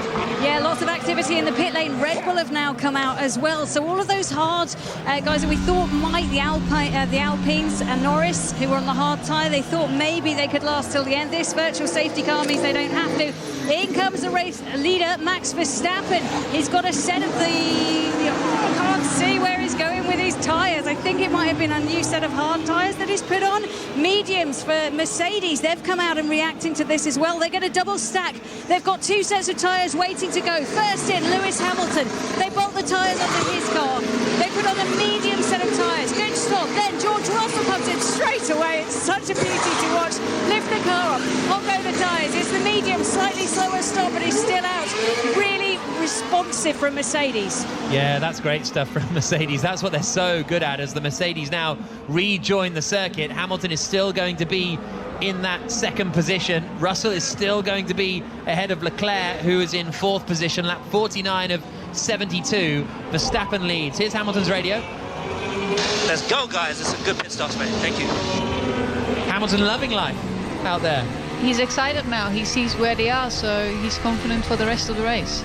Switching to the mediums is just, it makes plain sense from Mercedes. They're now absolutely sorted versus the Ferrari of Charles Leclerc behind. He was on the fresher set of hards. They now have a set of tyres that will easily go to the end of the Grand Prix, and they still have time in the pocket. That double stack is one of those things where if you're trying to explain to someone who hasn't seen it, it's really difficult to explain why it's so impressive, but it's just this amazing bit of F1 choreography that you see very rarely, and when you do see it and it comes off, it just looks spectacular. Lap 49 of 72. That's Scott Mitchell-Malm, journalist for TheRace.com, alongside Beitske Visser, W Series racer, and myself, Jack Nicholls. Down in the pit lane is Jenny Gow, still under virtual safety car at the moment. Virtual safety car not ending just yet as they clear Yuki Tsunoda's car away, Jenny. Couldn't have been worse timing, could it, for Ferrari? They just pitted both of their drivers onto hard tyres, new hard tyres. Then they thought there might be a virtual safety car. There wasn't. And then there actually was the virtual safety car. I mean, you couldn't make it up, could you? I don't think Leclerc can get any luck at all, not even bad luck. Lap 50 of 72. Cameron pointed out on hashtag BBC F1, is there a chance that when Tsunoda stopped the first time, he undid his belts thinking his race was over, then they sent him back to the pits, and then that's why they had to then tighten them or something like that? I think that could be the only option, yeah, because the belts don't just undo themselves. So, yeah, there has to be something done. Virtual safety car is ending, and Lance Stroll is getting racy on the back of Fernando Alonso. They're fighting over 9th place, so Stroll has got up into 10th position. He's made 2 stops, so I think he is there on merit. Started inside the top 10, Lance Stroll. Couldn't quite get the power down coming out of the chicane to make the move on Fernando Alonso, but the race is back underway. Everybody has made their pit stops, and Verstappen is the man in the lead of the race, 12.6 seconds ahead of Russell. 12.6 seconds ahead of Hamilton. Hamilton is 3.6 seconds ahead of Russell, 4.4 seconds back to Leclerc in 4th place. 5th is Perez. Ocon is doing well in 6th position in the Alpine, so we'll see where he can end up in this Grand Prix. Esteban Ocon started 12th on the grid, so he's having a very nice afternoon. Still has only made 1 pit stop, and he's on the same strategy that Alonso was on, although Alonso rolled the dice, didn't he, and came in for a second pit stop and a set of soft tyres, and that's when Norris has lost out a little bit as well. He's come in for a set of softs and is down to 8. VSC stuffed us. Hamilton's saying the virtual safety car has stuffed us. Not quite sure why. Because I think he had ambitions on fighting Verstappen. I think he thought. Really? I think if if the race is played out the way it was looking, I think he was so confident about maintaining the pace on the hard tyre. Verstappen would have pit and rejoined behind, I think, but Hamilton just chipping away, and I think he just sniffed the chance to even fight for a win, whereas now, fairly safe second place, but when Hamilton hasn't had a really racy car much this year, has he? So when he's got one, I think he's just hanging on to any percentage chance he thinks of a victory. Obviously, this looks bad for Ferrari, Beitske, but you know, there was the strategy problem with Sainz. Here's some more Hamilton radio. So where on stint 1 was good, this is going to be a shorter stint, lighter fuel, so happy to push. Hamilton being told he can push on the radio by Pete Bonington, his race engineer. But does it come down really with Ferrari that in the race today they just don't have the pace? What strategy could they have done? They don't have the sort of tyre management and the ultimate speed to be finishing in second position. I mean, yeah, they just copied Verstappen. I mean, they didn't really have the option to start on medium because the only chance would be off the line, and softs should just have more grip. So they didn't have the option to start on medium, and then Mercedes did, and the pace is very similar, but it seems the medium starting on the mediums was the quicker strategy, so then it was just a strategy difference. 52 of 72, 21 to go in the Dutch Grand Prix. Max Verstappen leading, Hamilton in second place. Jenny? Yeah, and with 21 laps to go, Esteban Ocon is on the hardest tyre, and he's been doing 32 laps out there, so they are kind of stinky old tyres. Let's see how far he can go. Latifi's done 23 laps, but he's right towards the back of the field in 19th. Ocon's in 6th. Just to run through who's on what, Verstappen is on the hard tyre, Hamilton, Russell on the medium tyre, all 3 laps old. Leclerc is on the hard at 6 laps old. Perez on 10 lap old hard tyres, and that is your top 5. And 2 drivers on the softs, Norris in 8th and Alonso in 9th, and this is about to get fun because the Alpine driver is right behind the McLaren driver. They're both only 1.5 seconds back from Carlos Sainz, who they did a similar lap time on the last lap, but Sainz is out on the hard, so Norris and Alonso could potentially close in on the Ferrari man, but Alonso first is going to want to get ahead of Lando Norris, and Alonso's got to be the worst person to see in your mirrors, surely, on the F1 grid. Yeah, if he gets a chance, he will definitely go for it. Also, the Alpine is very quick on the straight, so, you know, if they're anywhere near, they're going to have a run. And with Ocon running in 6th place, McLaren were really confident coming into this weekend. Lando Norris, Alpine were actually pretty worried about McLaren's pace. They went well in Hungary, which is a sort of similar circuit to here, certainly similar demands on the car. Norris said we're expecting better things than in Spa, but it couldn't have gone much worse for them in Spa. But now Ocon's running 6th, and Fernando Alonso is attacking Lando Norris down into the first corner, and he tries to send it round the outside, and Norris just runs him out of room, and a couple of wheels in the gravel for Alonso. That was a bit of a brave one from Alonso, and I don't know, I expected a little different from a man so experienced to try and send it like that around the outside. It was ambitious. Yeah, I think your only chance around the outside there is if you're fully alongside, and you have to make sure your front wheels in front of theirs on the outside, because otherwise something like this happens where the guy on the inside will just force you wide. That's exactly right, especially with the driving standards, the guidelines that were introduced for this year, placing so much emphasis on the positioning of the cars at the apex of the corner. Alonso came from just a bit too far back, and it's rude from Lando. It's sort of the established way of running someone out of road on the outside. F1 moved away from this a little bit, especially last year, but it's back. It's a bit of a dark art when it comes to wheel-to-wheel racing, but I think you're taught that from a very young age in karting, and Norris might be a lot younger than Alonso, but he still knows how to race. Yeah, very true. Max Verstappen leads the Dutch Grand Prix. He's 12 seconds ahead of Lewis Hamilton in second place. Russell is now 2.4 seconds back from Hamilton. He's having great pace here, George Russell. Charles Leclerc is 4th, and 15.1 on that last lap because he's on those hard tyres, and he's over a second slower. Hamilton, he went 6/10 quicker than Verstappen on the last lap, but I don't think that's going to be enough to get involved in the fight for the win. Leclerc is 4th, Perez is 5th, Ocon in 6th in the Alpine is only a second ahead of Carlos Sainz, and Sainz is closing in. Norris is closing in on Sainz as well. So they're all kind of concertinaing up behind Esteban Ocon in that 6th position. And I started mentioning it a little bit earlier, but McLaren were really confident coming into this weekend. Norris qualified well and was sort of best of the rest, but it's Alpine at the moment who are looking like scoring the most points in that fight, although Ocon is under pressure here from Carlos Sainz as they come into the chicane at turns 11 and 12. This is going to be a nice fight, I think, and Ocon knows that just 2 cars back is Lando Norris coming at him. Oh, and slowing is Bottas. Down the start-finish straight, Valtteri Bottas has pulled over to the side of the circuit.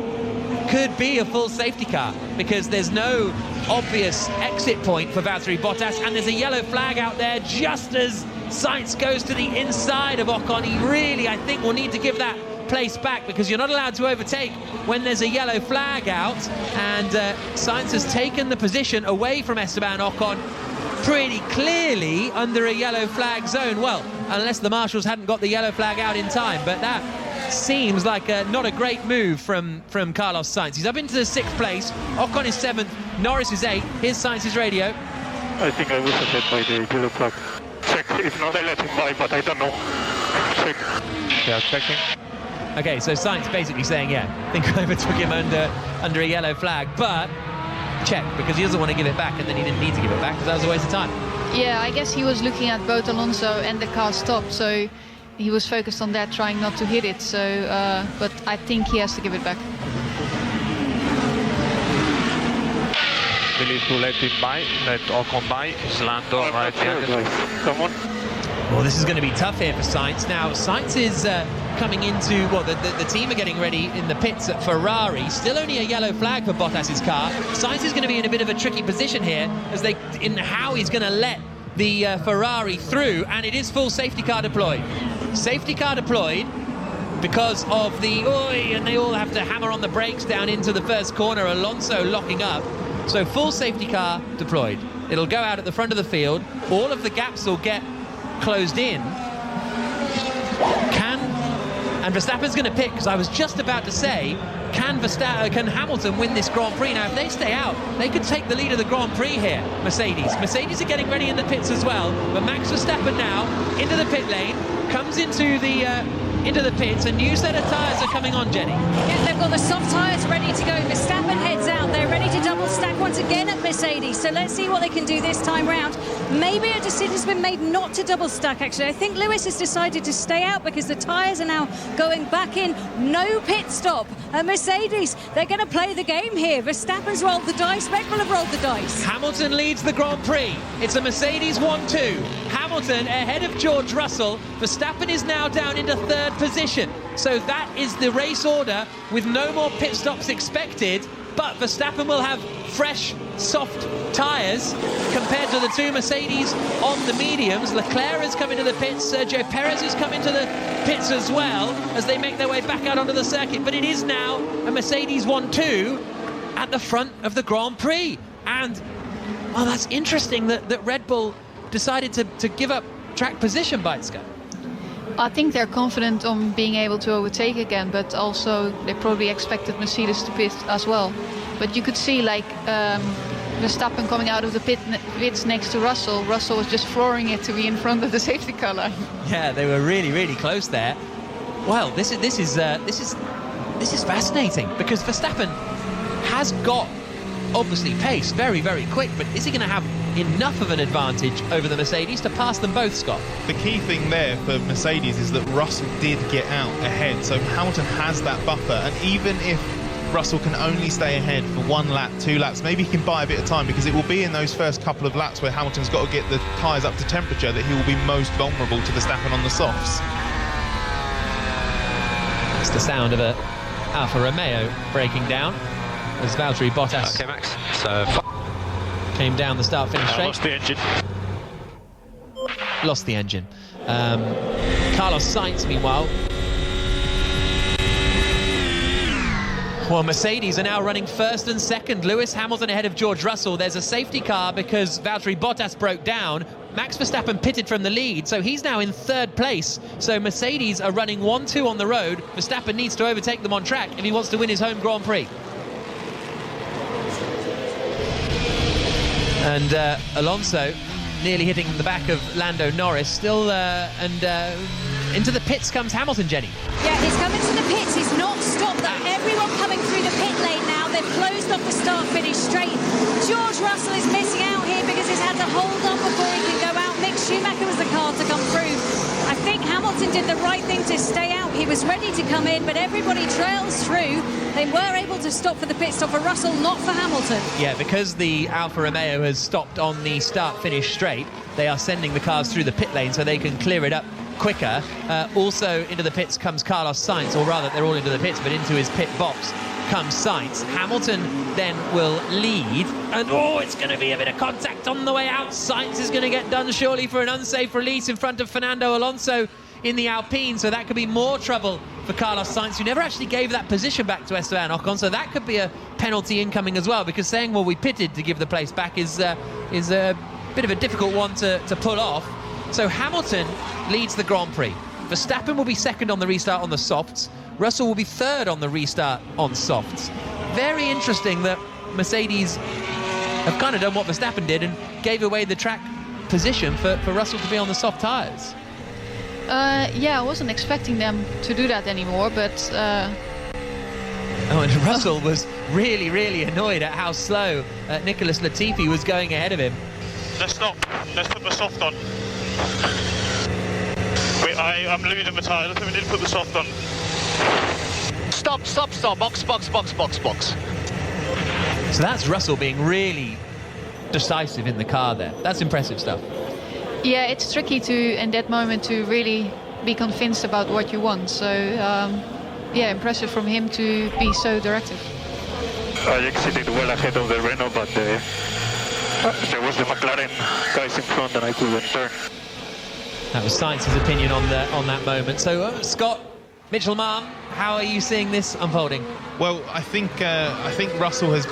Maybe he's made that call based on the tyre temperatures dropping a bit too much under the safety car, maybe a bit too worried that he just wouldn't be able to get that back when he got going again. But it's left Hamilton, it's certainly vulnerable to Verstappen, not necessarily a sitting duck. The mediums aren't exactly much older. They're a few laps older than Verstappen softs. It's just about whether or not he can get them up to temperature and protect himself at the start. The start of the stint after the restart is going to be absolutely key. It was not unsafe. I just saw on the cameras it's not unsafe. The other car exaggerated the braking. He saw me exiting clearly. I'm seeing it on the cameras. If they give me a penalty for that, it's totally fake.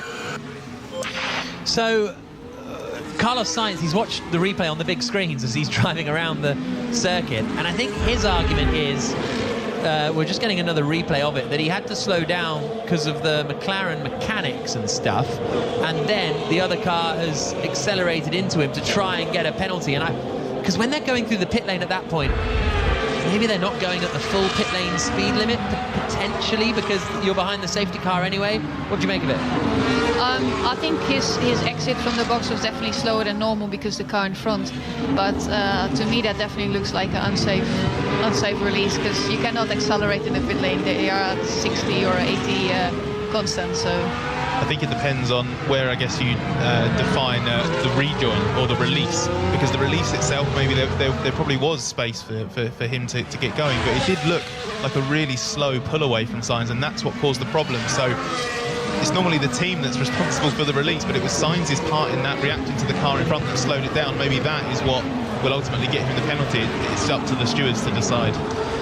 Well, a safety car with Hamilton leading and Verstappen behind him on soft tyres in the closing stages of a Grand Prix, getting a few Abu Dhabi flashbacks to the end of last season, but there's not quite as much of a tyre difference this time around. 5 laps the difference between Hamilton's mediums and Verstappen's softs, and well, it's certainly a big lock-up from Hamilton as he comes across the line. Here's his radio.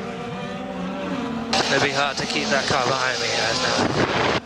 Yeah, copy Lewis, but yeah, let's give it everything.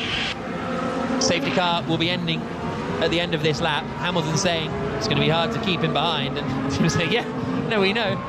I don't think Lewis is particularly happy that the other car has pitted. I can't imagine he feels that is in his best interest, and he will therefore see it as the team's best interest to win the Grand Prix. Have the two cars in front of the Red Bull, one moving aside just makes it a bit easier for Max. Obviously Russell is the one who pushed for that. Mercedes obviously looked into it. They wouldn't have just done it just because Russell asked, so they clearly think that there is something to fight for here still, but it makes life a lot harder for Hamilton. Well, Max Verstappen walked away with the Grand Prix last year. He looked fully in control this season as well, but Mercedes' pace combined with a safety car for Valtteri Bottas breaking down means that the Dutch fans, who are all now raising onto their feet in the grandstand in front of us, are going to get quite the spectacle.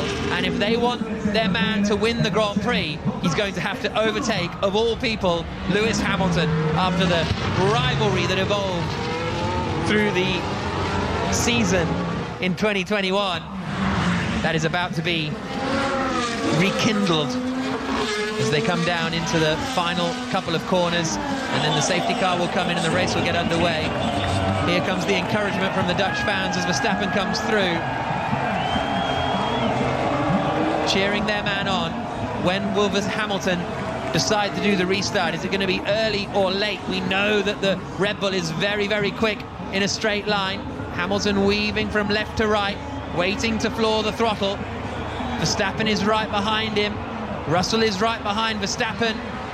And Hamilton goes there. And Hamilton gets a good restart. And George Russell hasn't got a great one. And actually, Max Verstappen has come with Hamilton quite well, and he's going to get the lead straight away. They're side by side, coming down towards the first corner. Hamilton on the inside, Verstappen on the outside. Hamilton keeps it on the inside line, but Verstappen drives all the way around the outside and is back into the lead of the Dutch Grand Prix almost instantly after he lost it. Verstappen leads, Hamilton second, Russell third, fourth is Leclerc. Fifth is Sainz in all of this. He's managed to haul himself back up into a net decent position. I think he overtook Sergio Perez at the restart. Sainz overtook Perez at the restart and is up into fifth place. Perez down to sixth. Seventh is Alonso, eighth is Norris, ninth is Ocon, 10th is Lance Stroll. Outside of the points, it's Gasly, Albon, Schumacher, Vettel, Magnussen, Joe, Ricciardo, Latifi. But, well, Verstappen was not wasting any time there, was he, Beitske? Yeah, he's always very strong on restarts, so he was very close coming out of the last corner. And yeah, the Red Bull is always very strong on straight line speed, so yeah, that was pretty clear that he was going to go past. Huge cheers from the grandstands as he comes down into the chicane. Managed to pull alongside Hamilton. I wondered if Hamilton was going to go a little deeper onto the brakes into Tarzan, but Verstappen got the move done around the outside, and he is back into the lead of the Grand Prix as we are about 12 laps to go now. Verstappen across the line, and he's got great pace here. 1.7 seconds up the road from Hamilton already. Hamilton and Russell is going to be an interesting fight now in second and third place. Can Leclerc get back involved in this fight and back onto the podium, because he is on the soft tyres? We've got a lot to unfold in these last 11 laps. I don't really understand why Mercedes have left Hamilton out on the mediums. If you're going to pit Russell and give up that track position to Verstappen to be on the softs, because this is effectively a similar version to what Ferrari did to Leclerc at Silverstone, where they left him vulnerable at the start on a worse, slower set of tyres. I guess it's they're trying to win the race, Scott. They're trying to win the race, not poodle around for second. That was a gamble, wasn't it? But I don't think you can realistically expect to win the race if you're switching to a slower compound with a faster car behind you. It's worth a try. Worth a try. Jenny? Yeah, Lewis did not make the call about those tyres. We heard George Russell on the radio saying, I want to stop.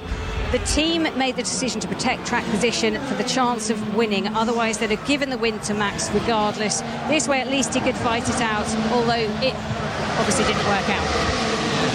Can't just play it safe every race, Scott. I think it's less about playing it safe and more the aggressive. That's the thing. The aggressive move would have been, okay, well, let's match him. Let's pass him on track, because we think we will have the pace to do that on the other tyres. You're leaving yourself so vulnerable. And the radio message we can see from Hamilton suggests that he agrees. Yes, Hamilton has said that was the biggest bleep up. So he's not particularly impressed, Hamilton, out there. So that's quite interesting. That'll certainly be something that gets dissected within the Mercedes team. They're actually really good, Mercedes, at doing post-race strategy videos on their YouTube channel, which is really fascinating stuff to watch. They have sort of their technical director or their strategist, James Vowles, getting involved and explaining exactly why they did things, when things go right or wrong. So that'll be a good watch this week. And now they need to decide what to do with Russell and Hamilton, because Russell has the quicker tyres, and are they going to let them race? What do you reckon? That will be a tricky one. I mean, I guess they can't let Russell be held up too much, but as soon as the DRS opens, if he's in this distance, it will be quite easy for him to pass as well. Yeah, he's going to get the move here. George Russell out onto the start finish straight, and Hamilton with a really late defence, and Russell got really close to the back of him. Hamilton tries to keep it round the outside. Russell makes the move and is up into second position. The two Mercedes swap positions. Russell into second, Hamilton into third. That wasn't team orders, and goodness, my heart was going there. That was a bit of a move on the straight, wasn't it? I think Russell definitely had to lift off a bit there. I can't believe you guys me, man. I can't tell you right now. Well, he's doing his best to tell them how annoyed he is on the radio, and now Leclerc is going to be trying to close in on the back of Hamilton. So Hamilton all of a sudden could be sliding back to maybe fourth, maybe fifth, maybe even sixth position. Just getting a replay of that move from Russell when he went to the inside and he nearly had the dart back the other way. Oh, goodness me. That was a tight one from Hamilton and Russell as they came over the start, finished straight at 190 miles an hour. Jenny, Russell now up into second place. And doesn't he just look like a master right now? He's making decisions on every race. He's making a call, and in this call, he's made one that looks to be the absolute perfect call. And now Hamilton's there furious, getting gobbled up by the rest of the field. Yeah, here comes Charles Leclerc fighting for third place. Can Leclerc get back onto the podium? He goes to the outside of Hamilton, but he hasn't quite got the grip to go around the outside of Tarzan Bocht at turn one. Now they come into the left-hander, the banked left-hander of turn 3, Hugenholtz, and then heading down towards the fast sweepers, and Hamilton could be losing out on a podium finish here after looking like he was going to be in the lead of the Grand Prix, and he was in the lead of the Grand Prix for a while, but now a sort of dead certain second place seems to be slipping away. Sainz is in fifth, still only just ahead of Sergio Perez in their fight over that position. Perez is less than a second away. Norris is half a second back from Fernando Alonso, and now Alonso has dropped out of DRS range of Perez. The fight could be on for 7th position. Ocon has ended up down in 9th place because they did pit him in the end for some soft tyres. He was trying to make the hard tyre work for a one-stop strategy, but that has slipped away now for Ocon because of the safety car, but he's still running in 9th place with Lance Stroll in 10th. Here comes Leclerc through the final corner at Arie Luyendyk, half a second behind Hamilton. The fight is on as they thunder down towards the first corner. Leclerc's got a good run this time, goes to the outside, onto the brakes into Tarzan, and he is up into third place. The Ferrari driver gets ahead of the Mercedes and is now into third position. So it's Red Bull, Mercedes, Ferrari up at the front. Verstappen, Russell, Leclerc, Hamilton in fourth. The good news for Hamilton, to sort of look for silver linings, Sainz and Perez don't seem to be super quick, so he might be able to hold on to this fourth place with 7 laps to go. Yeah, I think the further we get into the end, it's also the softs will not be that much quicker anymore than the mediums. Lap 66 of 72. Max Verstappen leading, 3 seconds ahead of George Russell in second place, Leclerc in third, Hamilton in fourth. Hamilton actually still in DRS range of Leclerc at the moment, less than a second away. Perez is in DRS range of Carlos Sainz, who's running in 5th position. The sound you can hear is the Honda engine that powers Perez's Red Bull through the right-hander of 11, then through the left-hander of turn 12, but it's going to be a little bit far back, although the Red Bull does have a lot of straight line speed, as we've mentioned a few times. Verstappen comes past the commentary box, followed by Russell, followed by Leclerc, followed by Hamilton, and then it is the Red Bull and the Ferrari down towards Tarzan. Perez is a little bit too far back. Norris is on the attack as well, trying to get Fernando Alonso in their fight over 7th position, and he's not quite able to do it, although he's tucked right underneath. Alonso had a really slow exit from turn 1, holds on to 7th place at the moment. Plenty of battles going on here. Lap 67 of 72, closing stages of the Dutch Grand Prix, the 15th round of the Formula 1 World Championship. This would see Max Verstappen extend his lead at the top of the standings as he begins to romp to an 8th world title, but very fun race this afternoon, and good overtaking actually, Beitske, which is something that wasn't sure about when Formula 1 was coming back here. Last year it wasn't great, but they made some changes and it's been good today. Yeah, I don't think anyone would have expected this many overtakes. The earlier DRS is definitely helping as well, but apart from that, we even see some overtakes in different corners as well. Lap 67 of 72. Verstappen leading, Russell second, Leclerc third, Hamilton fourth, Sainz fifth, Perez sixth.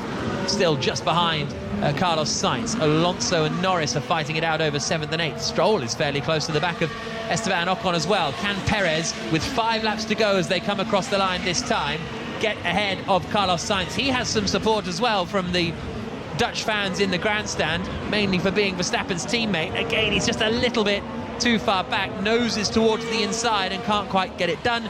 Norris isn't attacking Alonso this time either. Hamilton has dropped to 1.3 seconds back from Charles Leclerc, but Sainz and Perez won't be catching Hamilton here. I'll be very interested to know exactly what it is that Hamilton is annoyed about. Is he annoyed that they just didn't keep out Russell as a buffer? Is he annoyed that he didn't get moved onto a set of softs, for example? I think he only had used available, but that's fine. There's still perfectly valid tyres to go onto. But whatever happens, he has just slipped down the order as a result of exactly how Mercedes played this. And honestly, I think if they put him on a set of softs, I think he would have been at least a podium. I don't think he would have necessarily beaten Verstappen, but he could have taken the fight instead of just looking in his mirrors and falling back.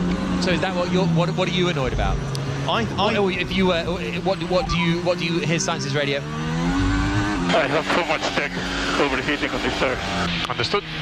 And Sainz also has a 5-second time penalty for that unsafe release, so that could end up putting him behind Perez, behind Alonso, behind Norris. It could drop him out of the points here, Carlos Sainz. I mean, we've still got 4 laps to go, but a 5-second penalty here would take him up to 17.5 seconds. So yeah, he'd be maybe in 10th place, Carlos Sainz, so not ideal. But yeah, what do you hypothesize Verstappen Hamilton is particularly irate about? Well, I think if you're going to veer away from that, let's have the cars run 1 and 2 and then just try and keep Verstappen at bay. Do it for both cars, because otherwise you're just sort of caught between the two strategies, which doesn't really make sense. So I think just that opportunity to, if you either commit to the both stay out, protect track position, don't leave someone vulnerable, or you go on the offensive, and on the offensive is to switch to the softs. This way, look at the pace that Hamilton has on the mediums. Neither Hamilton or Russell were going to keep Verstappen behind on the mediums. The only option really to be aggressive would have been to go both cars on the softs. And even then, Russell is 4 seconds back from Max Verstappen. Here's Esteban Ocon's radio.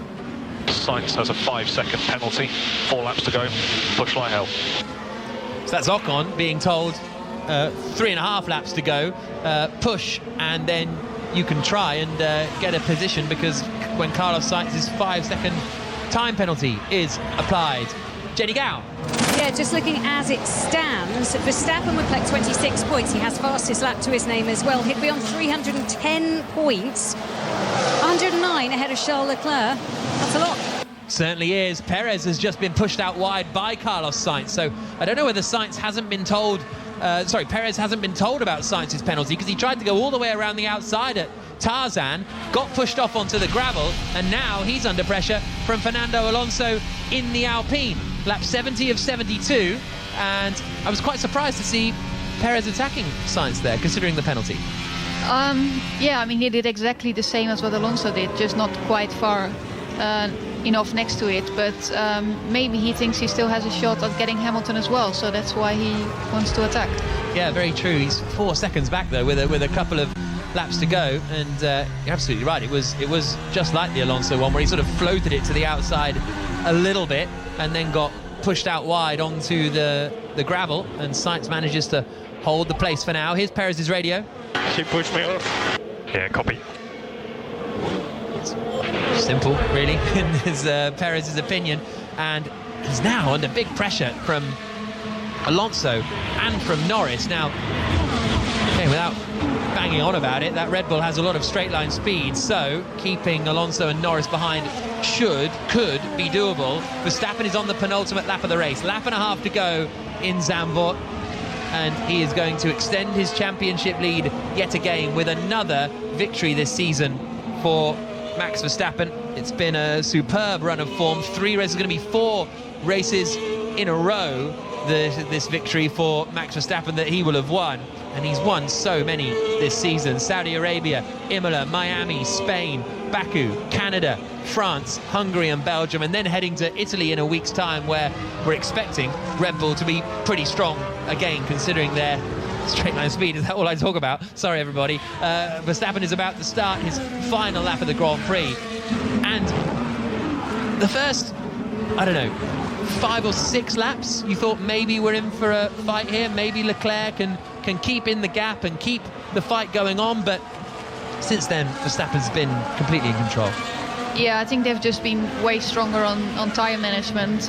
In general, all the races we've seen so far, Ferrari has been able to keep up through the first couple of laps, but then once the tyre degradation gets in, they start to drop off.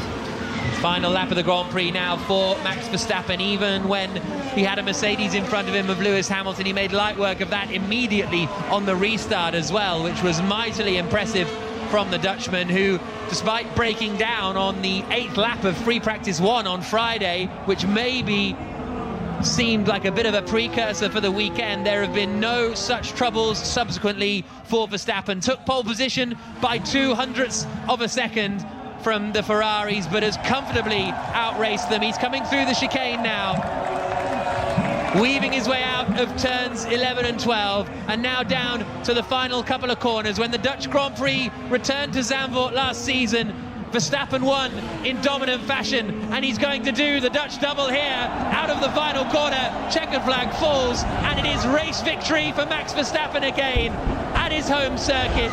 Over 100,000 Dutch fans are delighted. Verstappen scores another 25 points, and his lead now looks completely unassailable at the top of the championship. Second across the line for George Russell, third for Charles Leclerc, Mercedes and Ferrari both on the podium as well.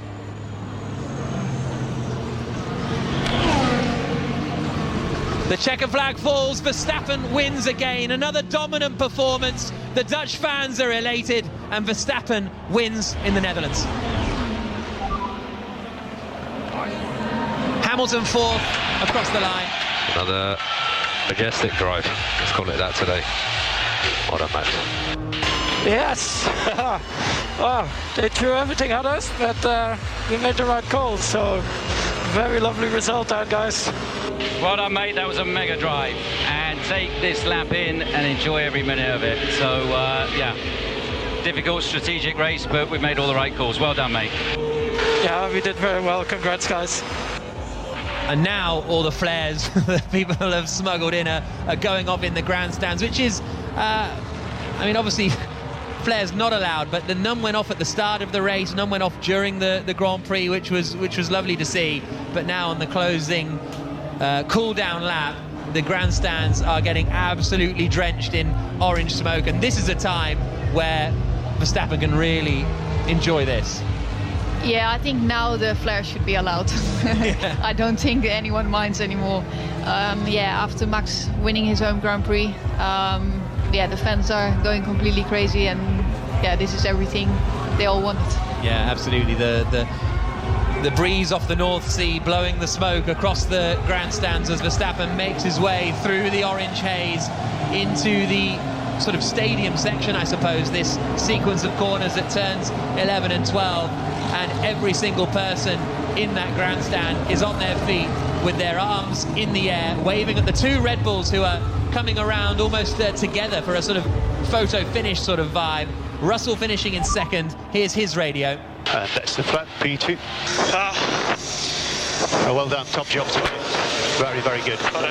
Very good stuff. Very good effort. Put a very fast race car this weekend. Let's keep on pushing, building from this.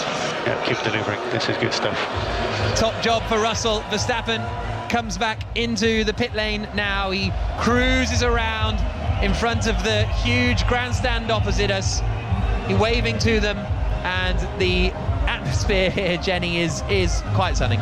Isn't it just? I can hardly see 5 meters in front of me for the flare dust that's just coming out, the taste of it like a fireworks party in your mouth. The Piquet and Verstappen family just in front of me as Max pulls in And this is some celebration. Jos just pumps his fist to say, that's my boy. And Verstappen is living his dream, isn't he? He's a world champion. He's on his way to a second world champion. He can do nothing but win races at the moment. And this, in front of all the fans who stand up to watch what's going on, waving a few flags in front of them, is just the icing on the cake, isn't it? As Max Verstappen stands up on his car, everybody taking pictures of it.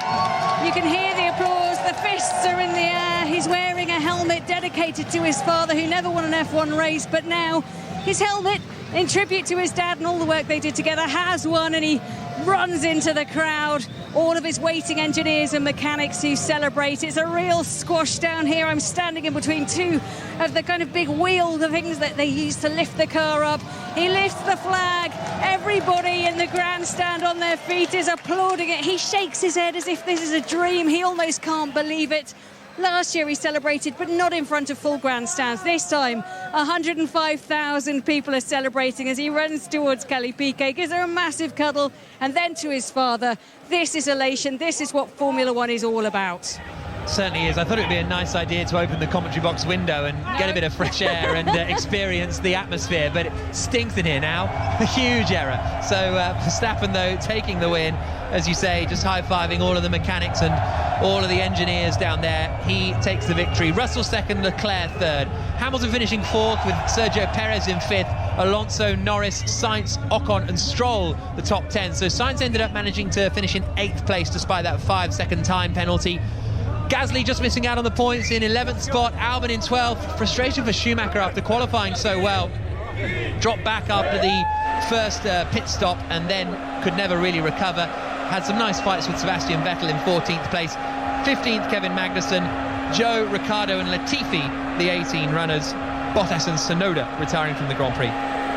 Adrian Newey just to my left. The familiar face goes around to see if he can congratulate his boy Max Verstappen. Max Verstappen's mum's just in front of me, his sister there too as well. It's a real family affair when it comes to the Verstappen team. He is so delighted with this. He cannot believe that this is where the story is at the moment. He's over 100 points now in the lead of this championship, 109 points to be precise. It's such a commanding lead. Remember, this is only round 15. We still have 7 more races to go, and it seems like there is no one who can stop him. Strategy can't stop him. Safety can't stop him. Flares can't stop him. He's the unstoppable Max Verstappen. Good race, though. I enjoyed that Grand Prix. Early stages, it looked like it might be that Verstappen would disappear, and obviously he did manage to control it fairly comfortably in the end, but very entertaining behind. The battle for George Russell was very good with Leclerc. So much to get into with the Hamilton strategy call at Mercedes, because I think just about 2 minutes before that I'd been banging on about how Mercedes never make any strategy mistakes, and we were going on about how their beautiful double-stack pit stop was, but it didn't work out in the end for Hamilton. But now it's time to hear from the top 3, starting with the race winner, Max Verstappen for Red Bull. He's talking to David Coulthard. Max, what a way to win your home Grand Prix. What a difference a week makes. You had to fight all the way. Yeah, it was not a straightforward race, but yeah, we had to push the whole race. We, of course, with safety car, virtual safety car, making the right calls. Always a bit of a question mark, but it worked out really well. Once we got back to the soft tires, we had great pace again. At any point during the race, did you ever doubt? Because it looked like Lewis Hamilton with track position. Had Mercedes covered them off, then it could have been a different story. Yeah, I mean, before that safety car, I thought it was okay to the end with the hard tires, even though we were a bit slower. But then, of course, the safety car came out, and I was like, well, I don't think we're going to keep it up if we don't pit. So we went for the soft tires, but then, of course, I dropped back to third. Then George pitted as well. So I had a good run in the restart. We have a bit more top speed, so that helps to attack into turn 1. And from there onwards, we had a really good balance in the car again. That restart with the safety car was crucial. I didn't expect you'd get the pass done at the restart, but that's where your full focus was. Yeah, we timed it really well out of that last corner into the banking, and then you could see the draft was quite strong, and we got ahead. So yeah, incredible to win again. Max, on the slowing down lap, there's fireworks, there's a sea of orange smoke. Can you put into words just what this victory means in comparison to all others? It's always special to win your home Grand Prix. It was already last year. This year I have to say I had to work for it even more. So yeah, an incredible weekend, and I'm really happy we got the Dutch Grand Prix. Quick word for your fans. Unbelievable support, and I'm really happy that all of you guys came here to support me. So yeah, proud to be Dutch. Enjoy. Congratulations. Max Verstappen, the winner of the Dutch Grand Prix. And George Russell, wow. You were a little bit out of place in qualifying. You never lost faith. You said you have a quick race car. Second place, congratulations. Yeah, firstly, a huge thank you to all the crowd here. It's been an incredible reception. It's a really special feeling for all of us drivers to come racing in Zandvoort and in Holland. So, thank you very much. Now, George, you're going to be happy with that second place. Your teammate will feel that he was maybe a little bit out of position. When you passed him, there was a little, what was going on there? It almost looked like you were going to hit the back of him. Yeah, we like to keep it close, always. But, I think as a team today, we showed incredible pace. I know that the team result wasn't quite what we hoped for, but this gives us a lot of confidence and a lot of faith moving forward. So I think it's incredible to see 3 different teams on the podium. And, we as Mercedes slowly getting closer to that top step. So let's keep on pushing. Yeah, here. It shows just how competitive Formula One is. George, congratulations on your second place. Thank you very much. Thank you, everyone. Charles Leclerc, congratulations, third place. Not, of course, the result you would have looked for from today, but the race just slipped away. Can you talk us through the key moments that saw you find yourself drop from second to third? Well, to be honest, I mean, much better was difficult to do. We were a little bit unlucky with the VSC. I don't know if this will have changed anything. Max was too quick today. And then there was the Mercedes that were flying on the hard tires. We struggled to find the filling on those tires, so we'll analyze that. But yeah, it's P3 for us today. The battle with Lewis, fairly straightforward towards the end. Sorry? The battle with Lewis was fairly straightforward towards the end to secure the podium. Yeah, I mean, Lewis was struggling a little bit. He was on a used set, had a bit more grip. We managed to overtake him, but they were still managing to keep those tires very well in the last lap. So it wasn't easy, but at the end we made it stick. The gap increases in the championship. I know you take one race at a time, you never give up, but what is your feeling now in this championship challenge? Well, I mean, as I said in Spa, now the gap is really big. So we'll take it race by race, try to maximize our potential, and let's see what's possible. Okay, enjoy the podium. Perfect. Charles Leclerc. Thank you very much. So that is your top 3. It is Charles Leclerc, George Russell and Max Verstappen, and the fans here absolutely delighted. So many of them praying that their man could do it. Yesterday he got into pole position, and today he managed to win the race. He got the fastest lap as well, so 26 more points to go on to his total.